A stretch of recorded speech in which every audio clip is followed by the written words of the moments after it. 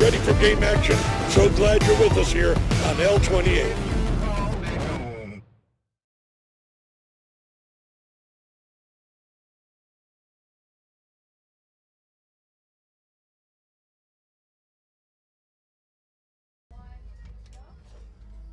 Welcome to Lancaster Baptist High School, Lancaster, California. Tonight, football action. The Grizzlies of Calvary Chapel, 1-1, against the Eagles of Lancaster Baptist, 2-0. Hi, everybody. You're watching it all right here on Lancaster 28. I'm Larry Wolf, along with Eric Lee, and we have a good one. The Eagles come into the game 2-0, coming off wins against Fraser Mountain and Academy Careers. Big blowouts, 43-16 and 52-14.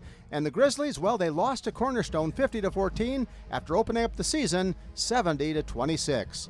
Eric, we have a good one on tap. Tell me about it. Larry, it is a perfect night in Valley. Just degrees, the sun is setting, and the Eagles are excited for their home debut tonight. A few injuries that I know we'll talk about, but they're excited. Should be a great matchup. It's a perfect night and a perfect evening for football.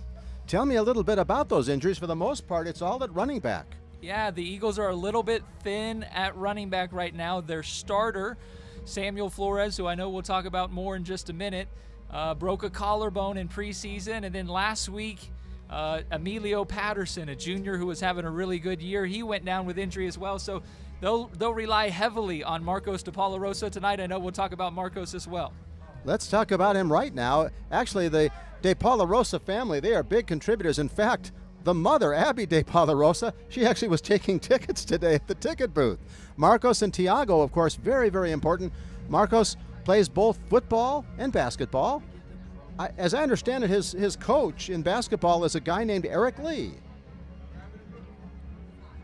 You can see his eyes when he goes into game mode. When he gets on the field, Marcos DePalarosa is going to get his chance at carrying the ball a lot today. Yeah, and I know we're going to get to feature Marcos in just a second. That should be great.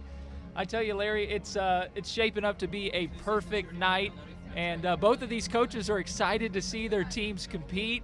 Talked to both of them pre-game, and both feel like it should be a really competitive game both ways.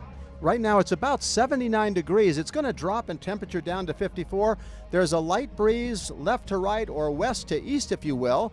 If you were going and looking at the camera, that would be pushing off balls away from the sideline, if you will, just a moderate breeze.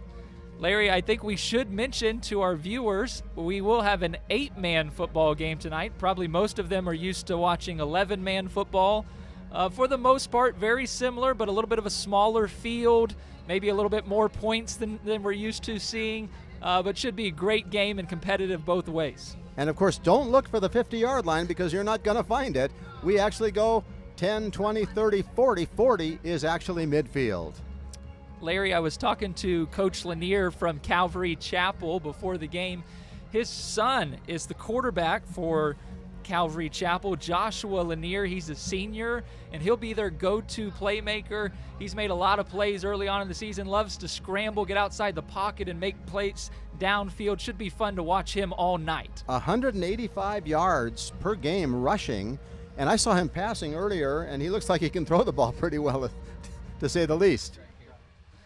Yeah, they have an explosive attack, a lot of players on the skill positions. We'll be looking at number 2, Uriah Figueroa, number 4, Jacob Martinez, number 24, Uriel Munoz, and then a lot of good size up front on the line of scrimmage as well. Jacob Martinez, offensive line, defensive line, 7.5 tackles per game. Uriel Munoz, he also plays defense, 5.5 tackles per game. They're strong at line. I think that we'll see a lot of creativity on both sides. One thing that we should point out about 8-man football is you may see more guys play both ways than you typically do in a high school football game. Most of these guys, you'll see them make plays on offense, defense, and even special teams. So they're well-conditioned and will make plays all over the field today. Earlier today, I got to meet with Paul Chappelle. He is the pastor and president of West Coast Baptist College and the pastor of Lancaster Baptist. What an individual. We're going to go in a moment and talk a little bit more about Marcos DePalarosa. He is number 7, senior, running back, cornerback, and again, he's going to be depended upon a lot today because Running back is thin right now with all the injuries. 4 different players. Actually, I'm not sure if we mentioned them all, but Sam Flores, Emilio Patterson, Max Hollis, and Matthew Averback all have injuries. Larry, I think we're ready to feature Marcos de Paula Rosa. Marcos is quite a character. Off the field, he likes to have a lot of fun. But on the field, Marcos is a serious athlete. I get the chance to coach him on the basketball team. He's a great competitor. He's got big shoes to fill. His brother Phil de Paula Rosa is one of the greats at Lancaster Baptist. He's excited to make a name for himself and take control of the running back room tonight. Excited to see what Marcos has tonight. Tell me a little bit about Tiago, younger brother, I presume. Yeah, Tiago also gets some carries tonight. Tiago's a little bit smaller than Marcos, but he's excited. This will be some of his first meaningful action in his high school career, so I know he's chomping at the bit. Marcos, number 7, Tiago, number 25. The de Paula Rosas will be excited to watch both of those boys tonight. Now, I know the offensive line coaches, Jeff Crockett and Jacob Wheatley, have a really solid offensive line, which is particularly helpful when you're thin at running back. Yes, a lot of experience on the line of scrimmage for Lancaster Baptist should be able to hopefully create some holes for those young running backs to make plays. We are getting closer. The game is within about 2 minutes away. We're going to have the national anthem. Referees are in the center of the field. Our national anthem will be sung shortly. Not sure what the time frame is. We'll just have to follow the lead of our referees as we get under the 2-minute mark. Larry, the Eagles are making their way to the field, and one Eagle we won't get to see in action, although he is in uniform tonight, is the senior captain and leader of the Eagles. He's the student body president. He's the leading returning rusher, receiver, and touchdown scorer for the Eagles. He's the point guard on the basketball team, and he's itching to get back into action. Sammy's out tonight with injury. He looks forward to rejoining the team in just a couple of weeks. I actually saw him trying to catch passes. I thought he wouldn't even be suiting up, and he was injured. I saw him do a slant in and catch a pass and thought, well, wait a minute. That's 20. That's Flores. They can't keep a good man down. Yeah, I don't know if that was intended to be a decoy or Sammy just couldn't resist suiting up. He's a senior. He doesn't have many more opportunities to be out here at Tony Brown Memorial Field. But we'd love to see him in action, but we'll get to see him hopefully soon. Please rise. And gentlemen, kindly remove your hats. Harina Kim is going to sing the national anthem after our opening prayer. Here comes the prayer from chapter Paul Chappelle. Founder of Lancaster Baptist School and pastor of Lancaster Baptist Church, Dr. Paul Chappell. Good evening, everybody. Welcome to Eagles football. We want to welcome the Calvary Chapel of Downey. We're glad they had a safe trip here. Thankful for our Eagles and your good testimony and all the moms and dads that are here tonight. And let's pray and ask the Lord to bless this game, shall we? Our Father in heaven, we thank you tonight for the wonderful privilege we have to know you through our Lord and Savior, Jesus Christ. And we thank you, Lord, for the price you paid for our salvation when you went to the cross of Calvary and shed your blood for our sin. And now, Lord, tonight we're thankful for Christian education. We thank you for these 2 schools, and we pray tonight that you would give a safe and a clean game, give wisdom to our referees and to our coaches, and may there be a good testimony by everyone involved tonight. And Lord, we thank you tonight for our country. We thank you for those who have served our nation. And Lord, we're praying tonight for a spiritual renewal and awakening in America, a returning to you, a returning to righteousness. And so help us, Lord, we pray, and bless this game in Jesus' name. Amen. And now, to honor America, please welcome Lancaster Baptist School alumnus, Miss Harina Kim, as she performs tonight's Star Spangled Banner. Oh, say, can you see by the dawn's early light what so proudly we hailed at the twilight's last gleam, whose broad stripes and bright stars through the perilous fight o'er the ramparts we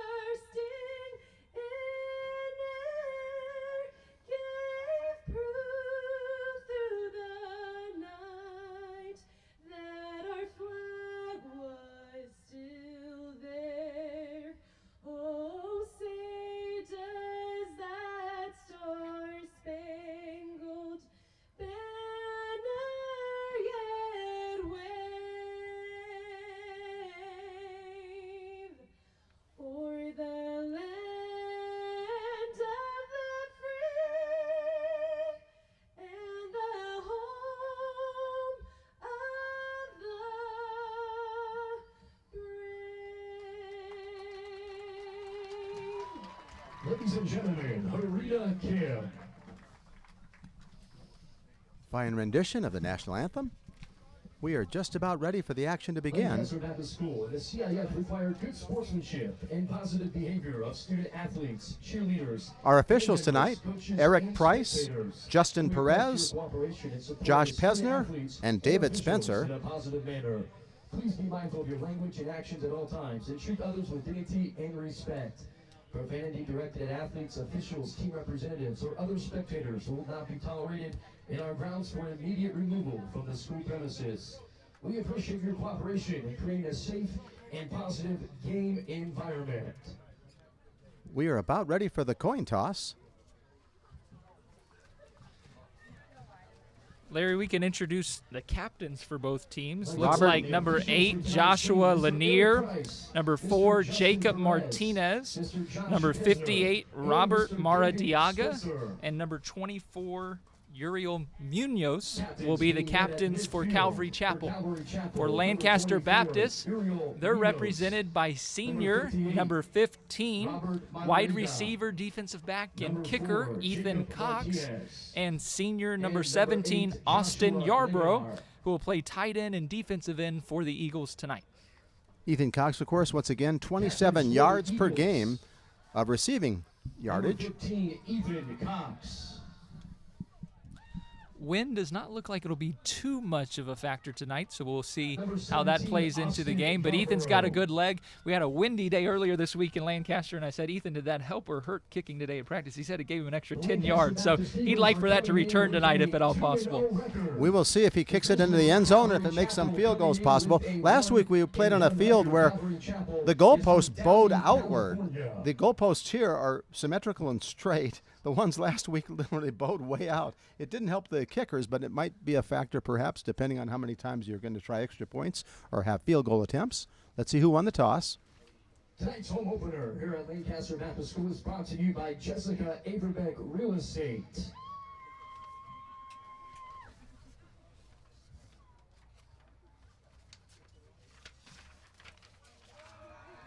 They come to the sideline. Lancaster Baptist has won the toss and has deferred to the second half.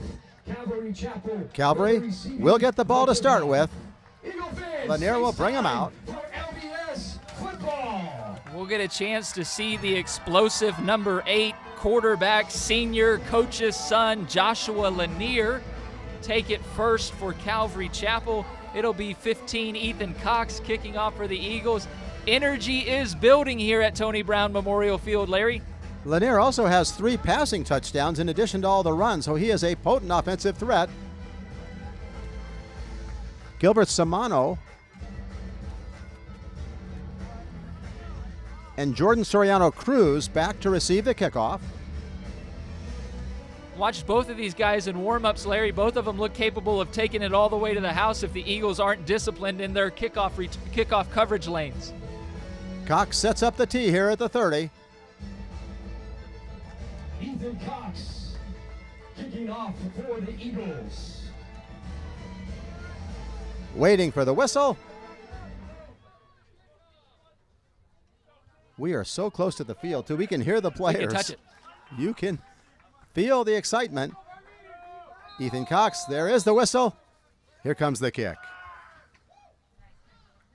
We are underway. Long driving kick out of the end zone. Ethan Cox's kickoff goes out of the end zone for a touchback. He didn't need the wind on that one, Larry. Will take over at their own He's got the 15-yard power in that line. leg. First down. Just another 8-man football feature maybe for our folks at home. 15-yard line? 15-yard line is where Calvary Chapel, the Grizzlies, will take over on offense. That can be significant if you go in the wrong direction with penalties of the holding variety. Yeah, the high school game is yet to adapt the new NFL kickoff policy, so pretty traditional here. Here we go. Lanier brings him out. Wide receiver split left and right. Figueroa on the right. Lanier out of the gun. Waiting for the snap. Long count. Rolls to his right. He's on the run. Down the sideline, up the middle. He's got lots of room. He might break it. He's to the 30. Nobody to beat. He's going to go all the way. Lanier to the 10, to the 5. Touchdown right out the gate. Wow, Larry, he got the Eagles with the fake in the backfield, took it around the right side. Ethan Cox had an opportunity on the sideline but wasn't able to bring him down, and there was no one catching Joshua Lanier after that. Just like that, 6-0 first play from scrimmage. Rude awakening for the Eagles. Not exactly how the Eagles wanted to see their first play from scrimmage go this year at home, Larry, but hopefully that's a sign of some great action ahead for us tonight. It looks like they're going to go for two. Lanier coming in. I don't think he's coming in to kick. Just the start of our game, 11:47 remaining. Calvary Chapel up by 6, trying to make it 8. Here comes the snap.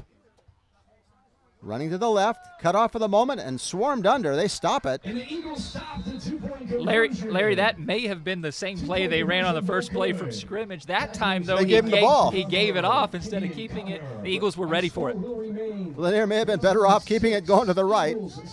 They stopped the extra point, 6-0, and now Lancaster Baptist will get their shot. Fans, don't forget about the concession stand.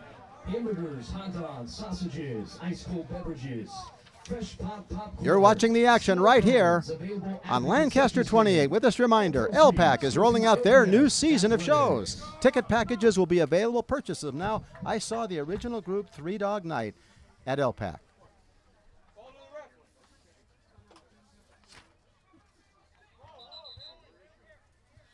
Well, we'll see if the Eagles can respond with a punch of their own.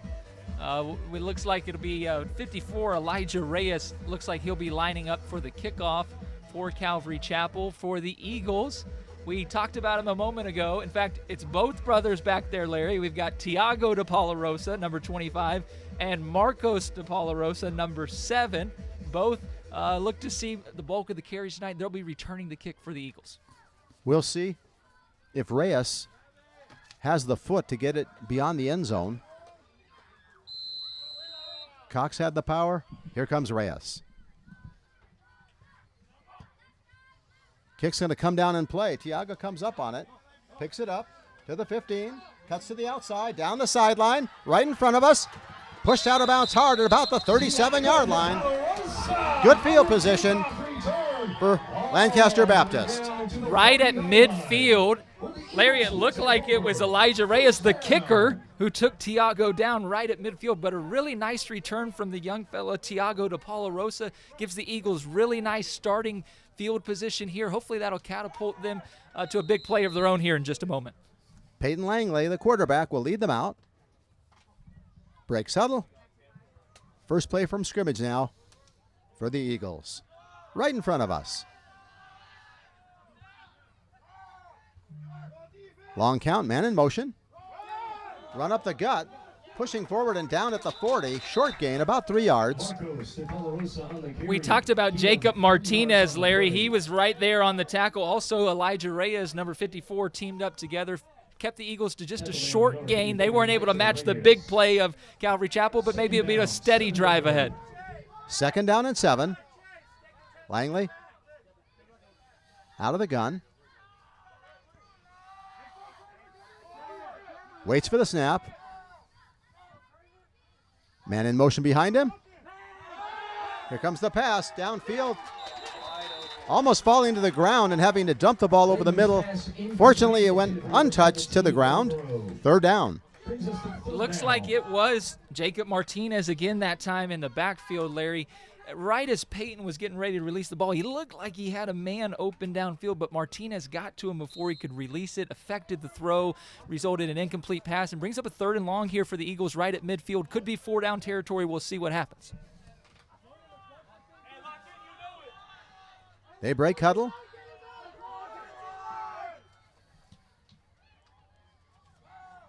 Tiago in the backfield. Takes the snap. They give it to his brother with lots of running room down the far sideline. He could tie things up to the 10, to the 5. Touchdown, De Polarosa. Larry, we've got flags on the field. I see think the I yellow. saw it. I see the yellow. Right about the 25-yard line of the Grizzlies as Marcos was breaking free. Number 17, Austin Yarbrough, couldn't help himself. He pushed a Grizzly in the back, and it's going to take away the touchdown. Ouch, ouch, ouch. We'll see how far it drives the ball, where they place it. That was a beautiful play call by Coach John Alvarez. Got exactly Misdirection. Yeah, got exactly what he wanted there. The Eagles, I don't even know that that the block from Austin there was necessary. It looked like Marcos, but he's trying to do everything he can to free his man up, and that resulted in a penalty. Looks like it's going to be short. Eagles, first down. I thought so, Larry. He was well beyond the first down when that flag flew. The block looked like it happened at the 25. Spot of the foul, yeah. Penalty. That is one fortunate aspect to having the touchdown called back. Referees are now huddling to discuss to make sure they're on the same page. Larry, I think they've got it spotted right. I saw that foul happen right at the 25. They moved it back to the 35. It is first down for the Eagles. 10-yard penalty. Picking up the first down, though. Big pickup. Here come the Eagles. Ball at the 35. Langley has the snap, looks downfield. Little screen pass over the middle. De Paula Rosa has lots of running room. Now to the outside, has a seam. Can he get to the end zone? I think he's in. Waiting for the signal. It is a touchdown for the Eagles. We are tied 6-6. What a beautiful play call there from Coach Alvarez again.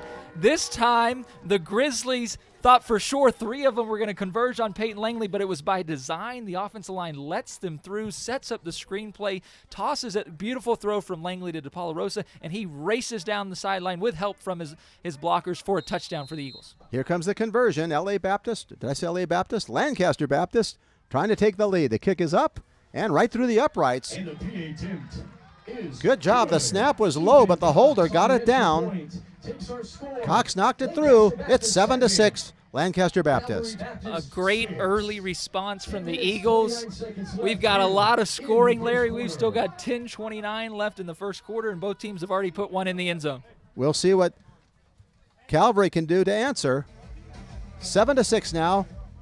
Eagles on top. Hope you're enjoying the action. You're watching it all here on Lancaster 28. I'm Larry Wolf, along with Eric Lee, who is the principal of Lancaster Baptist High School, in addition to coaching the basketball team and doing some color commentary.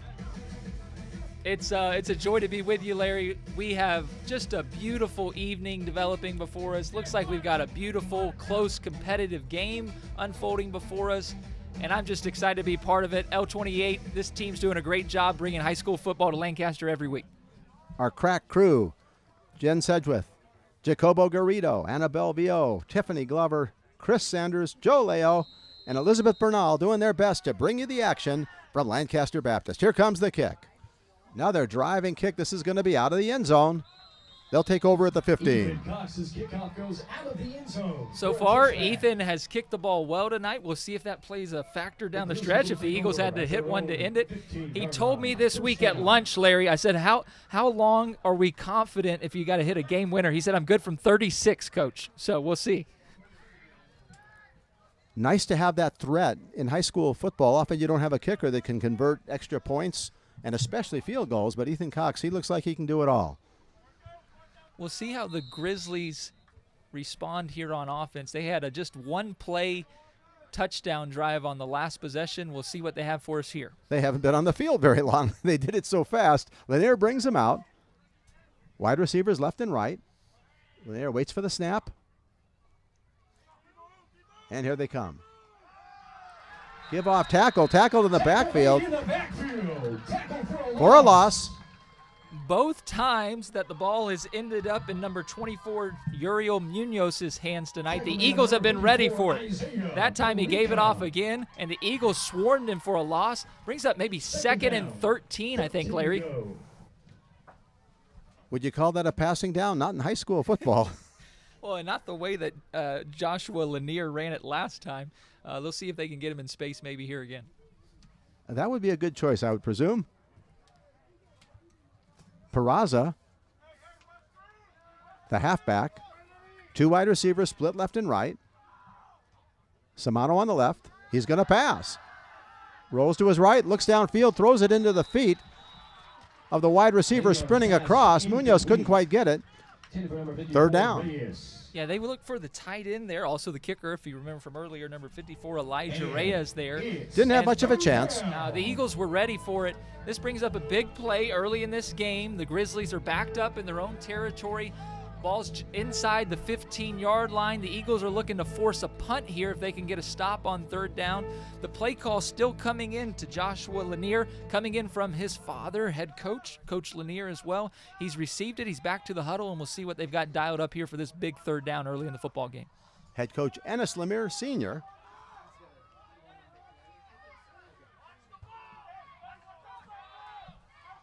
Joshua, long count, looks to pass again. Rolls to his right and tackled from underneath. Good defensive pressure. That was number 17, Austin Yarbrough. Larry, he told me today, my favorite football player is Aiden Hutchinson from the Detroit Lions. Austin's a huge Michigan Wolverine fan, loves Aiden Hutchinson, plays the same position, made a big play there for his team to force the most likely punt here on 4th and long. He was channeling his Hutchinson, made the tackle. 4th down. The Grizzlies will be punting from their own end zone. Peraza sets up for the punt. Looks like Ethan Cox will be back to receive it for the Eagles. Ethan standing at the 35. Needless to say, the Eagles should have good field position. Here comes the kick. It's blocked in the end zone. Who's going to get it? I think the Eagles have it. Penalty flag. It was Austin Yarbrough again. Not sure what the flag is, but it looks like another touchdown for the Eagles, perhaps. We'll see what the flag is all about. Referees talk it over in the end zone. Larry, that was number 17, Austin Yarbrough again. He blocked the punt and then recovered it for a touchdown. We'll see if it stands, but Austin making some huge plays on back-to-back opportunities there for the Eagles. Here comes the call. They're waving it off. No penalty. Touchdown, Eagles. Larry, Austin's used to catching touchdowns for the Eagles. He's a good tight end and receiver in his own right. But that time on special teams, the blocked punt, the recovered fumble, Eagles with a touchdown. That's 12-13 unanswered for the Eagles pending the PAT here. 13-6. Cox will have a shot at the extra point.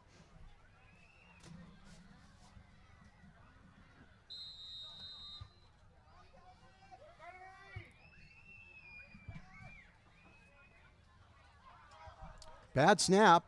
Throwing for the end zone, incomplete. Nice attempt. Extra point attempt is Ethan Weedcock did his best to recover an errant snap. Couldn't quite do much with it and threw it away. Larry, you highlighted on that first PAT, it was a little bit of a rough snap, and they did a good job getting it down. That time, Ethan Weddick did everything he could. Ultimately, just had to throw the ball towards the end zone. Thankfully, it fell harmlessly for the Eagles, but they'll be disappointed they weren't able to convert there. This is before your time, but no Garo Upremian.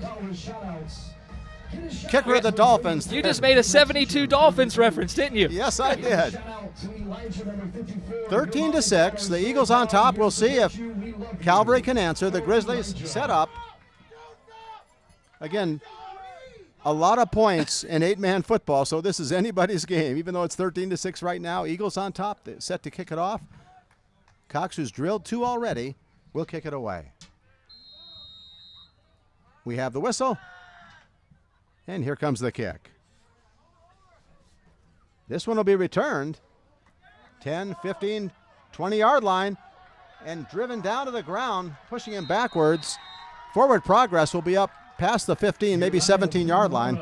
Larry, that was number 2, Uriah Figueroa on the return. That time it was returnable. And there he is again. Austin Yarbrough just got the sack, just blocked the punt, just recovered it in the end zone, and he's the first guy down there to make the tackle for the Eagles.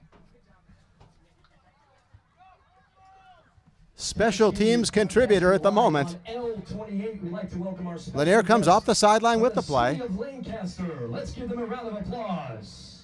Calvary really needs some offensive firepower here, if nothing else, to keep their defense off the field.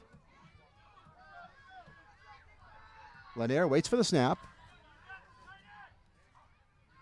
Back to pass, looks downfield. Little dump off pass complete. Swarmed under at about the 25.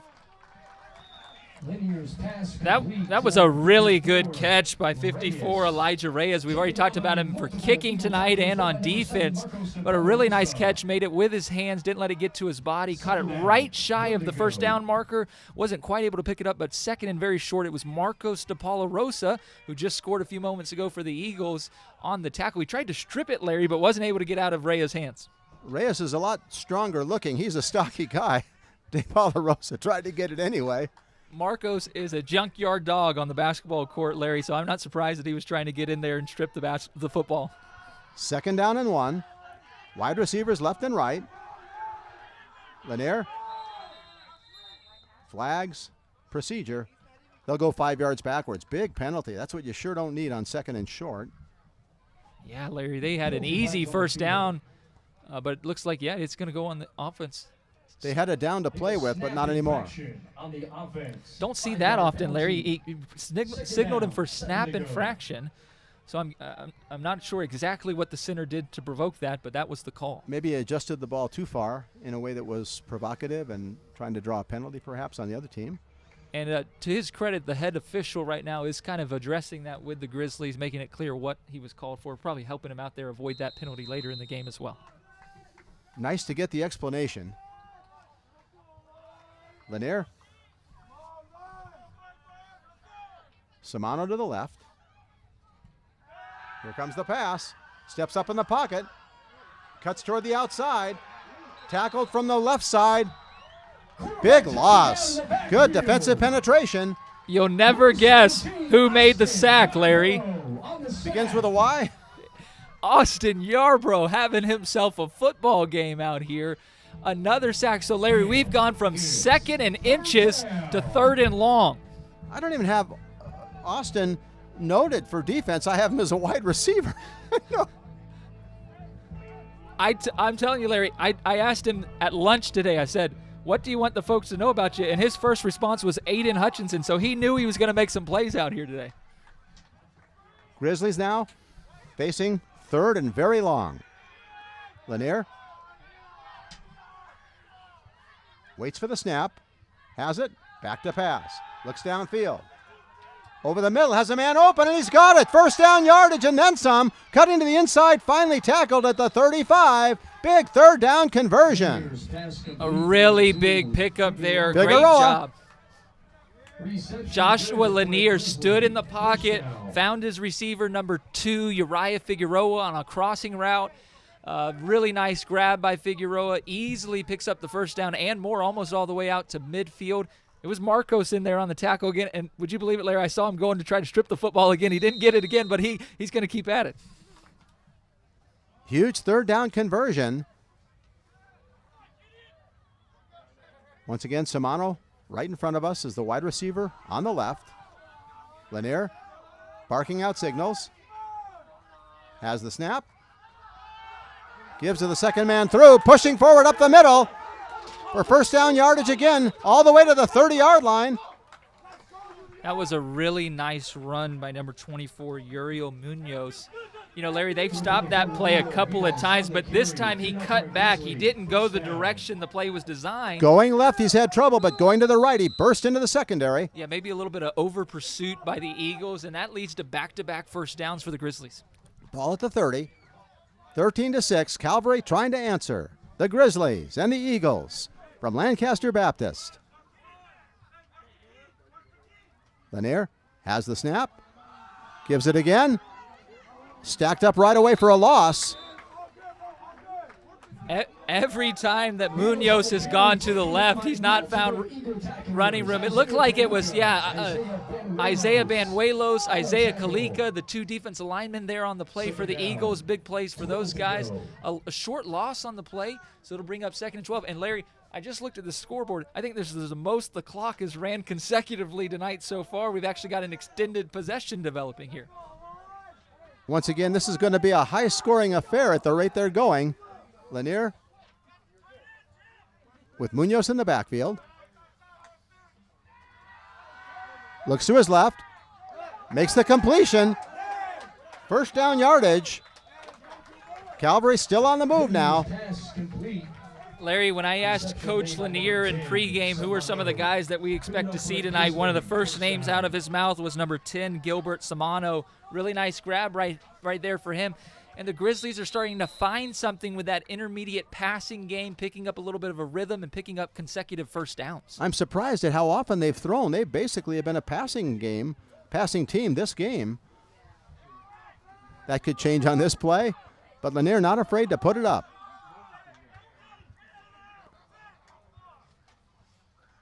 He's running this one all the way and tackled in the backfield for a big loss. Number 7. Who else? Marcos de Palarosa. Larry, if you've got a 7 in your number for the Eagles tonight, you got a chance of making a big play. 17 and 7 are making plays all over the field. That time it was Marcos. Looks like maybe the snap was a little bit off there. Maybe had caused the Grizzlies to adjust. Lanier tried to make the best of it, but Marcos was in there. Do you think he was running from the get-go, or he ran because of the bad snap? I think that potentially the snap, Larry, at least didn't allow him to get the fake in there, and he kind of had to abandon it. Really quick pursuit from Marcos off the edge, and here we go, a negative play for the Grizzlies. 2nd down and 17. Samano in front of us is the wide receiver. Munoz in the backfield. Lanier to pass. Looks to his left, steps up in the pocket, chased, has a little seam down the sideline, picks up some yardage near the 20. I don't think he was able to get back to the original line of scrimmage there, Larry. It was number 55, Isaiah Banuelos, with some of the earliest pursuit. Isaiah almost brought him down for a sack, but then it was 21, Tim Greer. And Larry, this is Tim's first year of high school football. He's a senior, and he was able to kind of push Lanier out of bounds, prevent him from getting back to the original line of scrimmage, and brings up something we've had a lot of early on tonight, 3rd and long. 3rd and long, and they've converted. Lanier must get tired just running in and off the sideline to get the play to begin with. In the gun, Munoz at his side. Lanier, long count, has the snap, steps up in the pocket and is racked up for another loss. Larry, you want to guess who was in there on the sack? Tell me. It was Austin Yarbrough. I don't know what the record for sacks in a game is for the Eagles, but he's got a chance to set it tonight. We're already inside 4 minutes to go, ticking our way to 3 minutes to go, 3:18 left in the first quarter. 4th and long. They're going to go for it. They have to. Yeah, They don't have a kicker that can kick a 50-yard field goal, for Pete's sake. It actually would be about a 43-yard field goal. Yeah, the ball's just inside the 26. Not really much to gain if you punt it here. Obviously, a touchback wouldn't do you any good. So we'll see if they can find a big play through the air on 4th and looks like probably 15 here. Lanier waits for the snap. Munoz at his side. Now shifts to his right. Lanier, play action pass, throws, has a man open. Beautiful catch. I think they got it. Pushed out of bounds at about the 6-yard line. They convert on 4th down. Larry, that was a big-time throw from number 8, Joshua Lanier. He had Austin Yarbrough trying to get yet another sack, and he was able to find 54 Reyes on a similar route that they ran earlier in this drive. Beautifully ran route by Reyes because he got it just beyond the first down, knew exactly where the sticks were, and picks up a huge early conversion in this game for the Grizzlies on 4th down. They're now inside the red zone. 1st and goal for the Grizzlies. Plus, you got to think they'll go for 2. They trail 13-6. First, though, they got to punch it into the end zone. Up the middle. Hit at the 5 and tackled there. It was Marcos de Palarosa on the tackle, but number 24, Uriel Munoz, every time he goes to his right, Larry, he finds a little bit of space. If he goes to his left, not as much. Got at least back to the line of scrimmage, maybe a short gain there as well. 2nd and goal for the Grizzlies. Lanier leads him out of the pack. Waits for the snap. Has it. Up the middle again, not much running room, stacked up. It's going to be 3rd and goal. Larry, I don't know if the Eagles have any lip readers on the sideline, but they may have read my lips there because that time they were ready when Munoz went to his right. That time it definitely not a gain, maybe a small loss. Back-to-back run plays inside the 10-yard line here for the Grizzlies. We'll see if maybe they think about going to the air. That's where they've had their most success outside of the early big run from Joshua Lanier. Plus, there's not a lot of room for running patterns when you're this close. Lanier waits for the snap. 3rd and goal. Looks to his left, has a man there, catching the ball and into the end zone. We've got a touchdown for Calvary. They convert on 3rd. That was number 2, Uriah Figueroa. They went at the young Tiago de Palarosa there. It was pretty good coverage from Tiago, but a better throw, a better catch for Figueroa. And we'll see if the Grizzlies can take the lead here with 1:19 left in the first quarter. Another touchdown on the board. That's our 4th here of the first quarter already.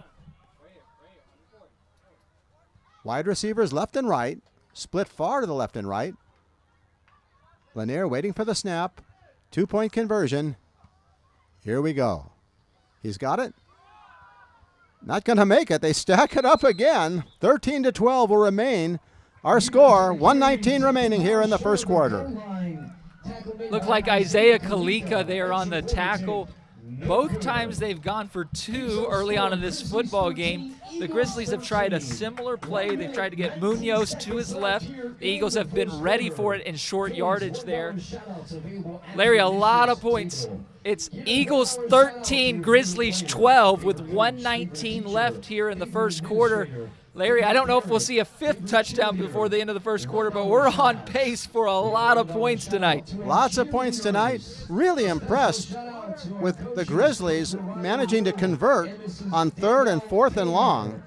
And Lanier looks like a pocket passer. Again, I thought I was going to see a lot of running from him, but he has looked like a stand-up pocket passer. Larry, I talked to Sammy Flores, captain, leader on this football team, and I asked him, Sammy, what do you expect to see more from the Grizzlies tonight, run or pass? And he was pretty clear. He thought run, so maybe surprising all of us, including the Eagles, with how well Joshua Lanier has passed so far early in this football game. If they were trying to give some misinformation, they sure did it, because I was expecting a lot more runs. And, of course, he started off the game with a 75-yard run, whatever it was. We've got a good one, 13-12, the Eagles and the Grizzlies.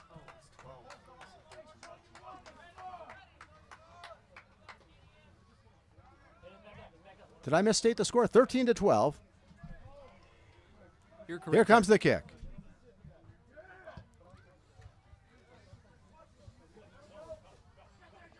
Picked up at the 1-yard line.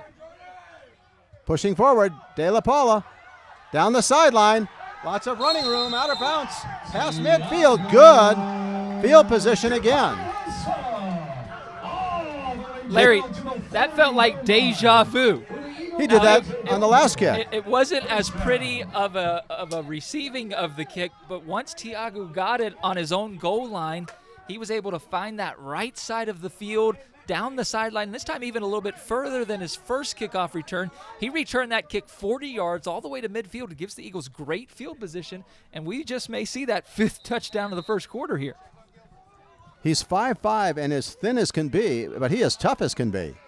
He's got good bloodlines, Larry. He's a good athlete, and he's got lots of older brothers that are good athletes. Langley leads him out of the pack. Waits for the snap. Man in motion. Looks over the middle. Out of the pocket he goes. Lots of running room into the secondary. Down the sideline. Penalty flag is thrown again, taking away a touchdown. We've got a flag, Larry. The flag is way far away from the ball, not even in the near vicinity of where the ball was.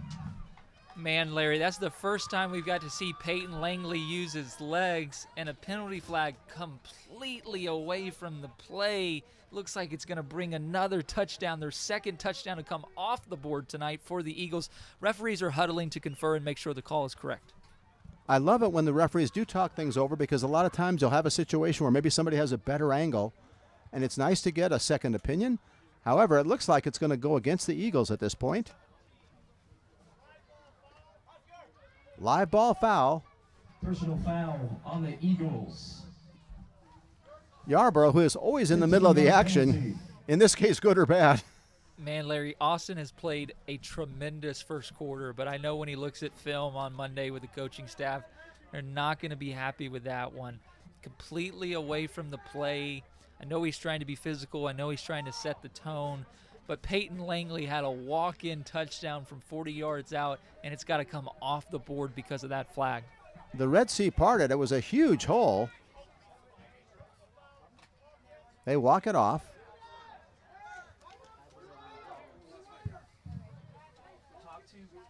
It's going to be first down and about 15. Yes, they take it and they write it down. I can't remember everything. So instead of a 40-yard touchdown, it's a 5-yard loss. Remains first down for the Eagles, Larry. Langley waits for the snap.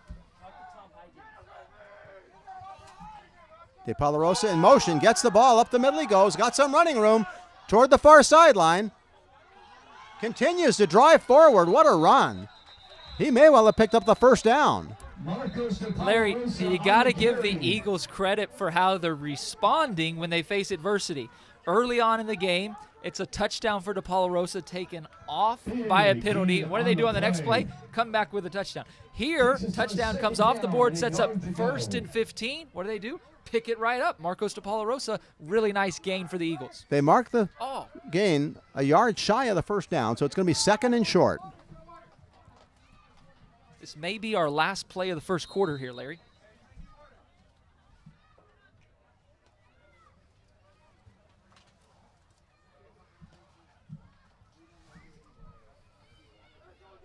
.42 seconds remaining here in the first quarter. 2nd and short. Langley waits for the snap. Man in motion. Langley throws for the end zone, wide open and bringing it in nicely. Making the touchdown pass is Ethan Cox. But there's a flag. Oh my goodness. On the reception. I think it's coming back. On the field. Larry, you cannot throw a better ball than Peyton Langley just threw to Ethan Cox. Beautiful catch, great execution, and yet it looks like for a 3rd time in the first quarter. Oh, wow, Larry. It's good. The flag went against Calvary. It is a touchdown. I thought it was coming back. So the Eagles finally get a break on one of these calls. They're going to talk things over and explain. Yeah, Coach Lanier's going to want an explanation. He thought that one was coming off the board. But let's not let that detract. That was a beautiful job by Peyton of standing in the pocket, delivering a perfect ball on a perfect route by Ethan Cox, and giving us our 5th touchdown of this first quarter, Larry. 19-12.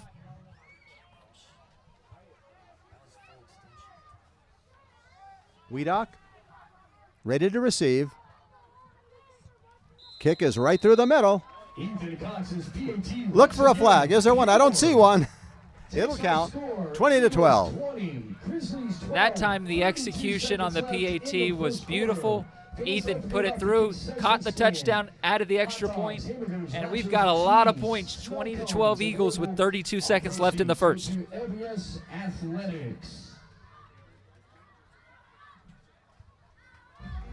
You're watching it all on Lancaster 28. This program reminder, what's happening in Lancaster? Well, this year's Halloween Haunt is coming up on October 19th. If you're a truck vendor, make sure you apply at www.cityoflancaster.gov/haunt for this year's Halloween Hunt coming up on October 19th. Be there and sell some of your great food.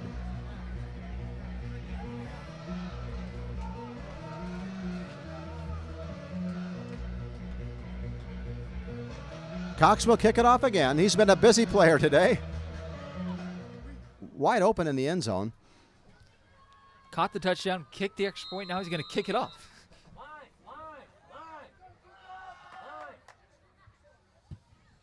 Long driving kick. This will be out of the end zone again. Ethan Cox's kickoff goes out of the end zone. Larry, that one almost went through the uprights on the kickoff. Now you said how many touchdowns so far in the first quarter?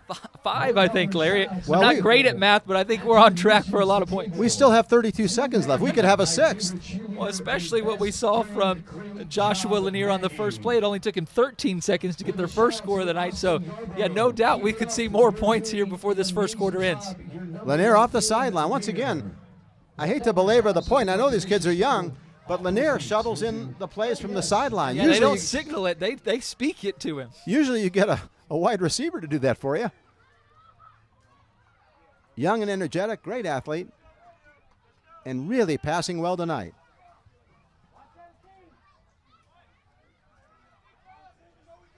I think the Eagles have a huge advantage in the fact that they can kick extra points.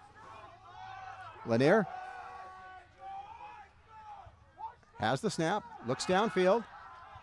Pass incomplete at the 25-yard line. Second down.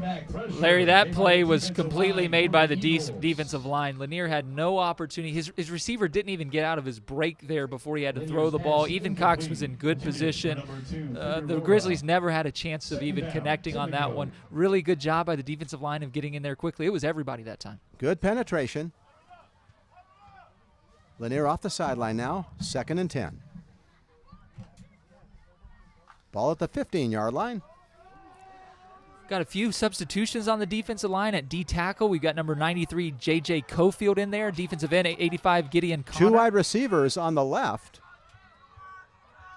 Different formation and a whistle. Looks like it's going to go on the Grizzlies. I like the formation and the switch. They didn't get a chance to execute it, though. False start, 5-yard penalty. 2nd and 15 now. Eagles just brought in number 22, junior Jude Atherton. You'll notice the defensive ends for the Eagles, a lot of length. Yarbrough, Connor, Atherton, a lot of length from the defensive ends for the Eagles. Could see a deflected pass or two tonight. I'll bet the basketball coach would like to get a hold of those guys. Yeah. Get them on the team. They are, Larry. They are. Normal formation, left and right. Lanier waits for the snap. Looks downfield. Overthrows his receiver. Figueroa.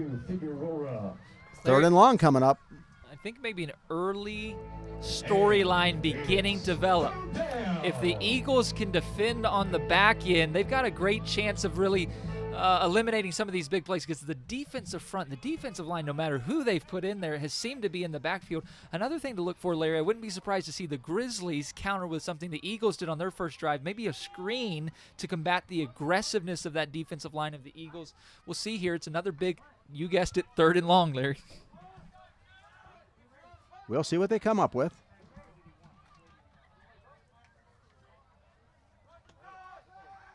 Samano to his left. In motion now. Here comes the snap. Dump off screen. Lots of running room. They've done it. They've converted once again. If there's no flag, they've got the first down and then some. All the way to the 38-yard line. Larry, Elijah Reyes. That was the kind of creativity we're kind of alluding to there. The Eagles' aggressiveness. I'm going to give it to you. It was the equivalent of just what you called for.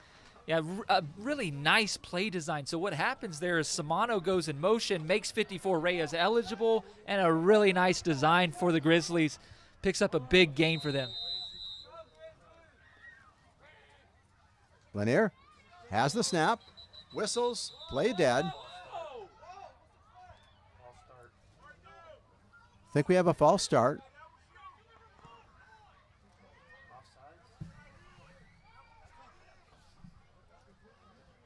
They're going to walk it off against Calvary, it looks like.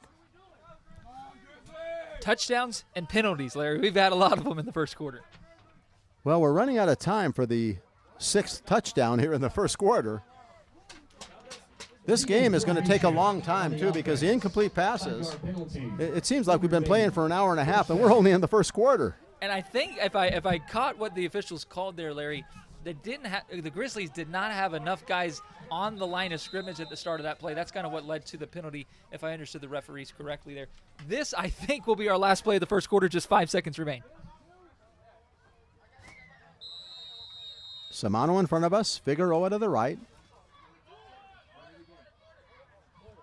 They're letting the clock run, and the clock has run out. We're done with the first quarter. Can you leave the clock running after a penalty? I've never heard of that. Our score, Grizzlies 12, Eagles 20. Larry, I get an opportunity to talk to you about Lancaster Baptist School, and there's few things that I love talking more about than Lancaster Baptist School.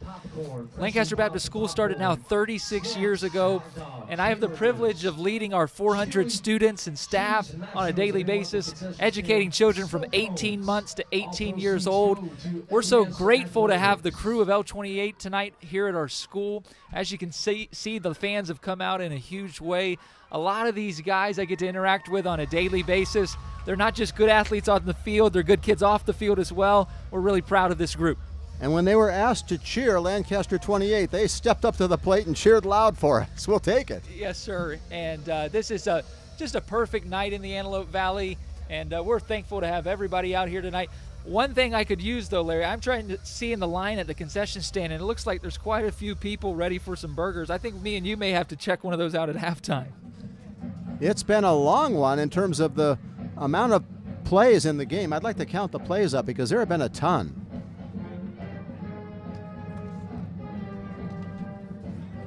This reminder, every Thursday is Boulevard Market. Join us on the Boulevard Thursdays from 4 to 9 p.m. Shop for produce, enjoy a treat from our local vendors, and rock out with featured bands. Thursday is Boulevard Market. Don't miss it.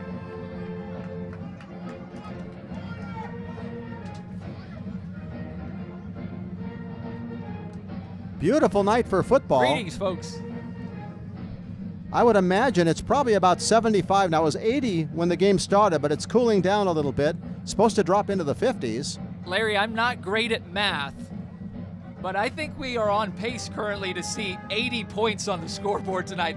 I don't know if that can keep up. Well, what's 32 times 4? More than 100, I think. I don't think they can maintain that pace. It's been exciting football so far. 8-man football right here at Lancaster Baptist. Calvary Chapel from Downey, the Grizzlies. We'll try to answer now. And of course, the way they play, if they do get a touchdown, you can bet they'll go for 2 and they're down by 8. So we could have a tie ball game if they can punch it into the end zone and convert. Such an interesting game so far. It's been big plays and behind the chains, yet the Grizzlies are able to make it up often. Figueroa in front of us to the right. Samano on the left. Lanier waits for the snap. Looks downfield. Good pass completion. Elijah Reyes is quickly becoming the favorite target of Joshua Lanier tonight. I think that time it was the quarterback, Peyton Langley, on the tackle for the Eagles, not back to the original line of scrimmage. Boy, you're risking your quarterback on defense? Oh, my goodness. Lanier with the snap. Hitting the backfield. De Paula Rosa. It was a nest of Eagles that time. Marcos led the way. Looked like 85, Gideon Connor, and 17, Austin Yarbrough in there as well. Larry, you're never going to guess what we've got. Baby. 3rd and long. And it's third down. Little tempo here from the Grizzlies. 2 wide receivers to the near sideline now. Samano and Figueroa. Watch 54 Reyes. Watch a run to the left by Lanier. Nope, he's going to pass. Looks downfield, he's rushed. Gets to the outside. Could have an opportunity. Off to the races he goes. He has, I think, first down yardage. Just barely. I think he made it by a yard, depending on the... No, wait a minute. That's the 1st yard marker. It's going to be 4th down. I'm sorry. He actually only made it to the original line of scrimmage.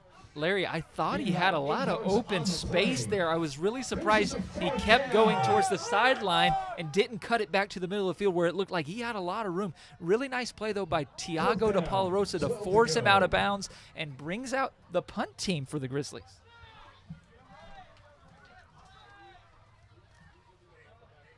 Elijah Reyes with the punt.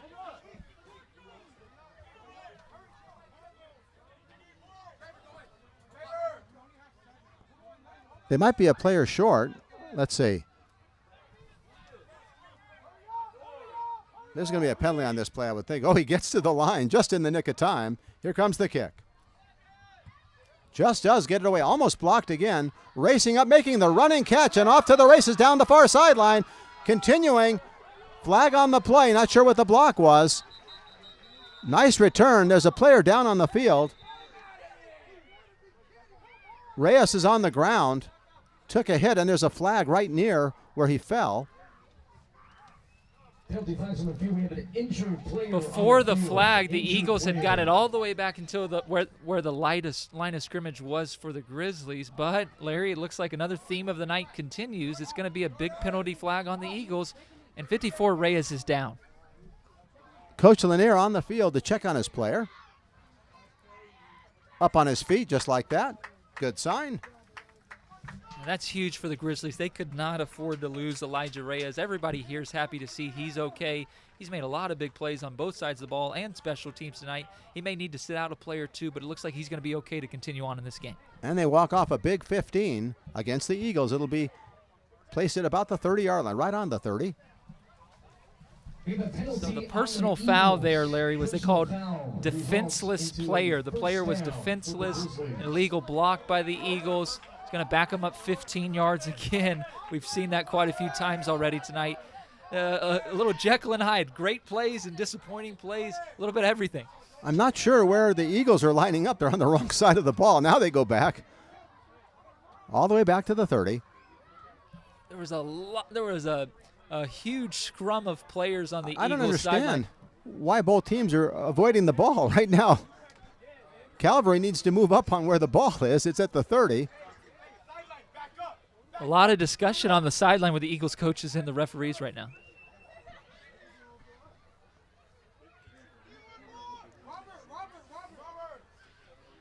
I think the Eagles are going to start on their own 30 here, Larry.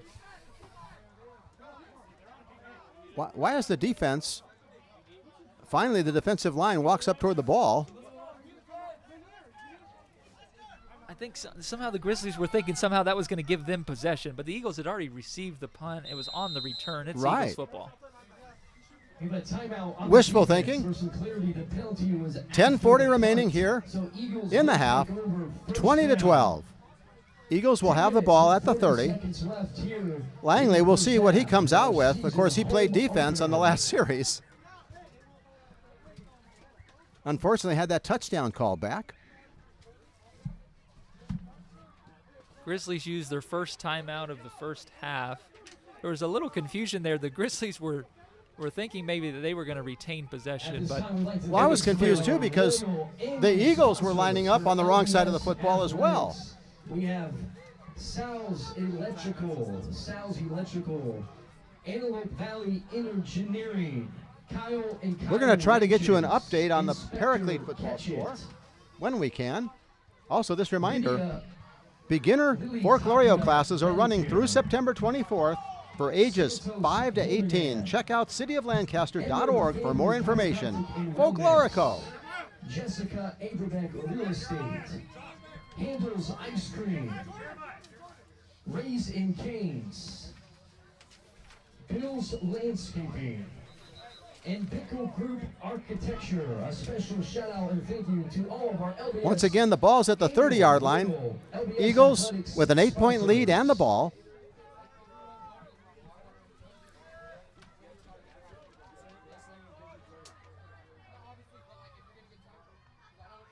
Peyton Langley waits for the snap.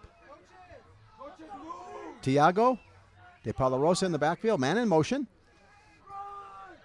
They give it to Tiago. Not a lot of running room, maybe 2 or 3. I'd say that's one of the better jobs that the Grizzlies have done on the defensive line in this game.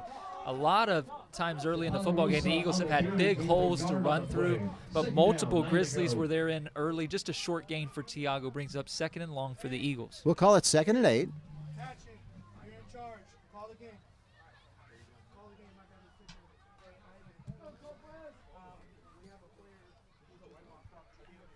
We have an injured player that's being tended to.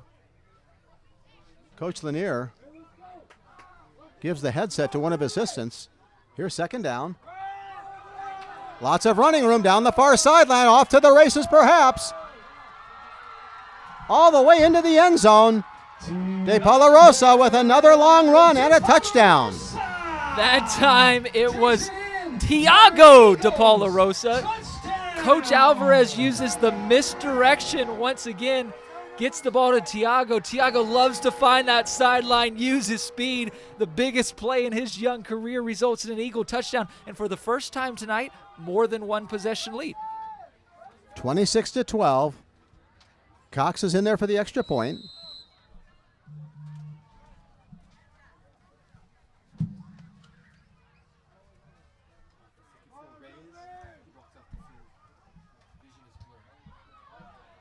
The kick is good. We've got an injury update. Reyes has gone off the field with blurred vision. Eagles 27. Yeah, 9 minutes and 47 seconds left. if Elijah Reyes is unable to return to this game, it'll be a huge factor because he's made several big catches. He's kicked the football. He's done everything so far for the Grizzlies, and they'll be hurting without him on the field if he's not able to return. Key player down to injury. 27-12 now, 9:47 remaining here in the first half. Looks like Coach Lanier has gone to check on Elijah Reyes. Literally, he gave up his headset and said, call the game. He's going to take care of his player. So communication will be key for the Grizzlies. We'll see on this offensive possession without the head coach on the sideline how communication flows and how plays are being delivered to the huddle. Cox getting ready to tee it up. We'll see if there's a difference in the kick going right to left as opposed to left to right. Ethan lines it up, waits for the whistle, and here we go.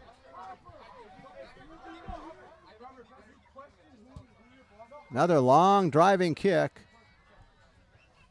Touchback. They'll take it at the 15. Kickoff goes out of the end zone for a touchback. Grizzlies will take over at their own 15-yard line. We'll see who replaces 54 Elijah Reyes here. Actually, Larry, he's back on the field. That's a good sign. A very good sign. We've had a little bit of everything in this first half. Lanier will bring him out. Trailing now by 15. 9:47 remaining here in the second quarter. Hope you're enjoying the action. You're watching it all right here on Lancaster 28.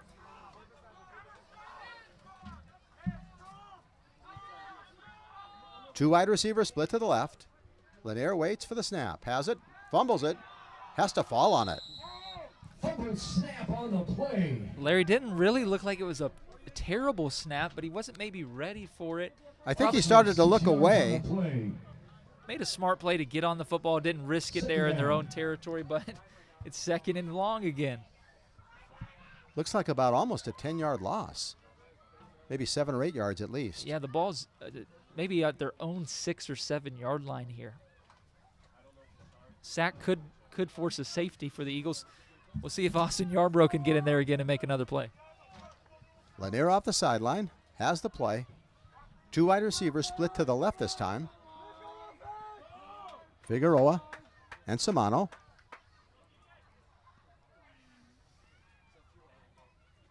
Lanier has the snap, looks downfield. Incomplete at the 15-yard line. Lanier's pass incomplete. Figueroa didn't have much of a chance. The Eagles shaded 2 defenders that way. Marcos DePalarosa had coverage over the top. Peyton Langley coverage underneath. Third and long for the Grizzlies.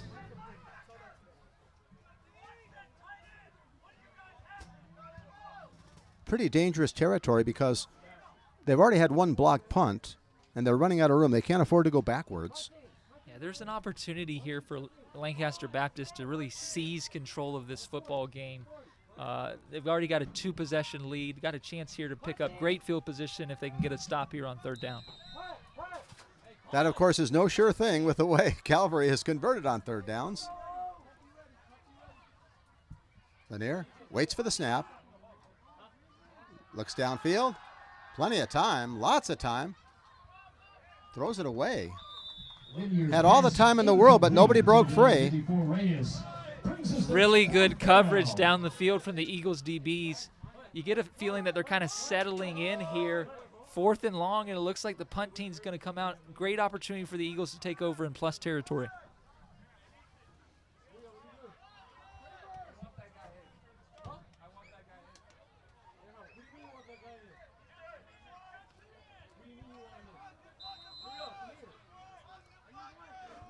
Reyes to punt. Last minute substitution. They're saying, Reyes, get it off quick. Not a bad idea. He's blocked again in the end zone. Looks like a touchdown. Unbelievable. Is that Yarborough? It's Austin Yarborough. I think Isaiah Kalika got the block. Austin got the recovery. That's 2 special teams touchdowns for the Eagles in the first half. Another block punt touchdown. I don't see a flag. It looks like it's going to stand. It's 33-12. The momentum has completely shifted to the Eagles sideline. They take a 33-12 lead. A lot of things going the Eagles' way here early in the second quarter.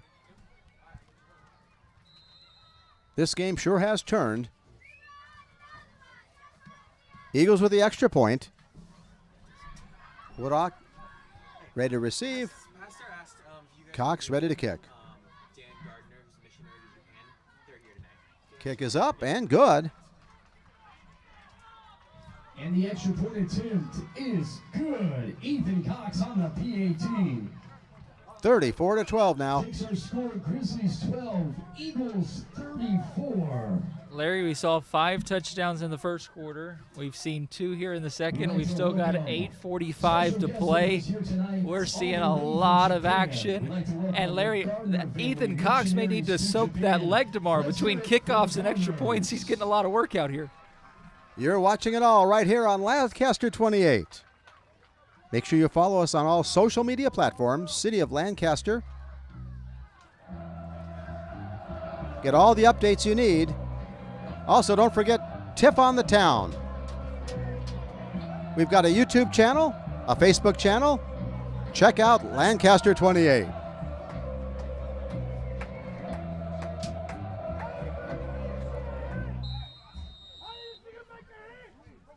Cox will kick it off again.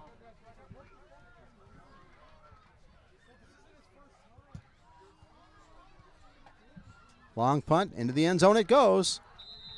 15-yard line for the Grizzlies. Larry, that last possession, we didn't see Uriel Munoz in the backfield for the Grizzlies. It looks like he's coming back onto the field. That could be a factor for them. They really missed him in the backfield, and it looks like he'll be returning to action here as well. They desperately need a drive now and some points to get back in the ballgame, trailing 34-12. Could really use a long drive because the Eagles will get it out of half. The Eagles have lived in the end zone for the last 6 minutes or so of game time. The Grizzlies could use a long possession. Especially with so many players going both ways, the exhaustion factor. I mean, these kids are young and have boundless energy, but sometimes it's a little tough when you're going both ways. Got 2 split to the left here. Lanier waits for the snap.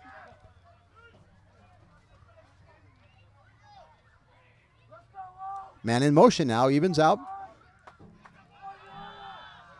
Looks downfield. Up the middle he goes, tackled from underneath. Gets back to the 15. It was Austin Yarborough. That time I don't think it was a sack, Larry. Looks like he was right at the line of scrimmage, but certainly wasn't a gain. And Austin continues his big night. Good low tackle. Lanier off the sideline, has the play. Figueroa on the near sideline. Samano on the far sideline. Lanier has the snap, looks downfield. Has the pass almost intercepted by De Palarosa. He's frustrated. He almost had the interception, couldn't quite hang on. They were able to find a lot of success in the first quarter with the passing game, but when we've shifted to the second quarter, Larry, I don't know if they can complete a pass this quarter.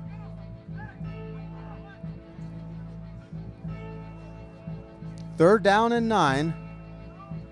Is it 3rd and 10 actually? Because of the incomplete passes. Well, no, he was tackled on the line of scrimmage, but it was right at the line. Lanier back off the sideline. Here comes the 3rd down call.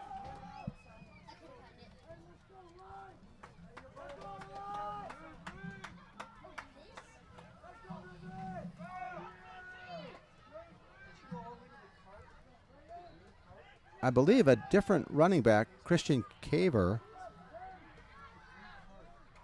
is in the game.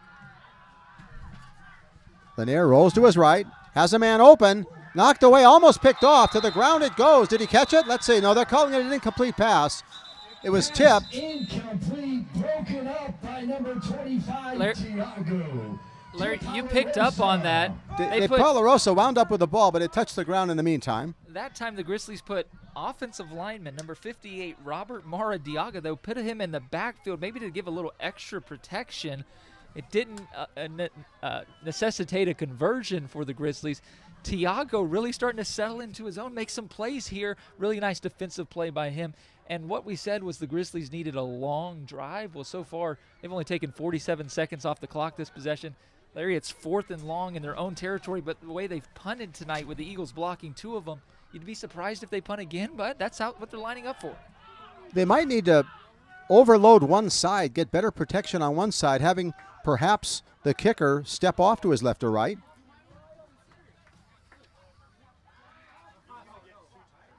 Here comes the snap. Gets the kick. Nice kick, actually. Down to the 35-yard line, out of bounds. Very good job in light of all the adversity in the punting game. I give it up for sticking with it. And Larry, that was interesting. That was Peyton Langley, not on the field, on the sideline, who caught that punt. So definitely not returnable there. Almost at midfield for the Eagles. They'll start on their own 37. 7:54 remaining here in the second quarter. 34-12. And the Eagles will be in no hurry here. They're up 34-12. They'll get it out of the half. An opportunity maybe here for them to take a long drive of their own, although they have great field position to start. Gotta wonder if frustration begins to set in for the Grizzlies. They had such a fast start, but the Eagles have taken that first punch and punched right back consecutively here. Langley waits for the snap. Tiago to his left. Tiago looks like he's going to take the snap. Man in motion. Tiago with the ball, pushing his way forward. 2 yards the hard way. That was tough running between the tackles. It looked like Elijah Reyes led the way. De Polarosa dug his heels in and kept driving, trying to get even more. No, Larry, the Eagles had a better spot on that kick. They caught it out of bounds at the 37, but it looks like it crossed over out of bounds on the Grizzlies side of the field, so Eagles have even better field position than I thought. Langley out of the gun. Looks like a passing formation. Man in motion now. De La Rosa Palma right toward us. Has some running room. Past the first down marker. All the way to the 15. Larry, you're never going to guess what's on the field, though. Flags. Oh, my goodness. In the backfield. It's coming back. We have a holding on the offense. The headlines have written themselves tonight. Touchdowns and penalties. If nothing else, it's driven up the yardage gain because the Eagles have gained it right back. You're right. Every time they've had one of these big penalties, they've responded with a big play. It'll be 2nd and long probably here. Looks like 2nd and maybe 16, 17. They haven't gone back to the screen game in a little bit. Wouldn't be surprised to see Coach Alvarez dial that up. We got number 85, big body, Gideon Connor coming in here. Opportunity maybe to get the ball down the field here for the Eagles. Ball placed at the 34-yard line. They need to get to about, I think, the 27 or so. I'm going to call it 2nd and 18.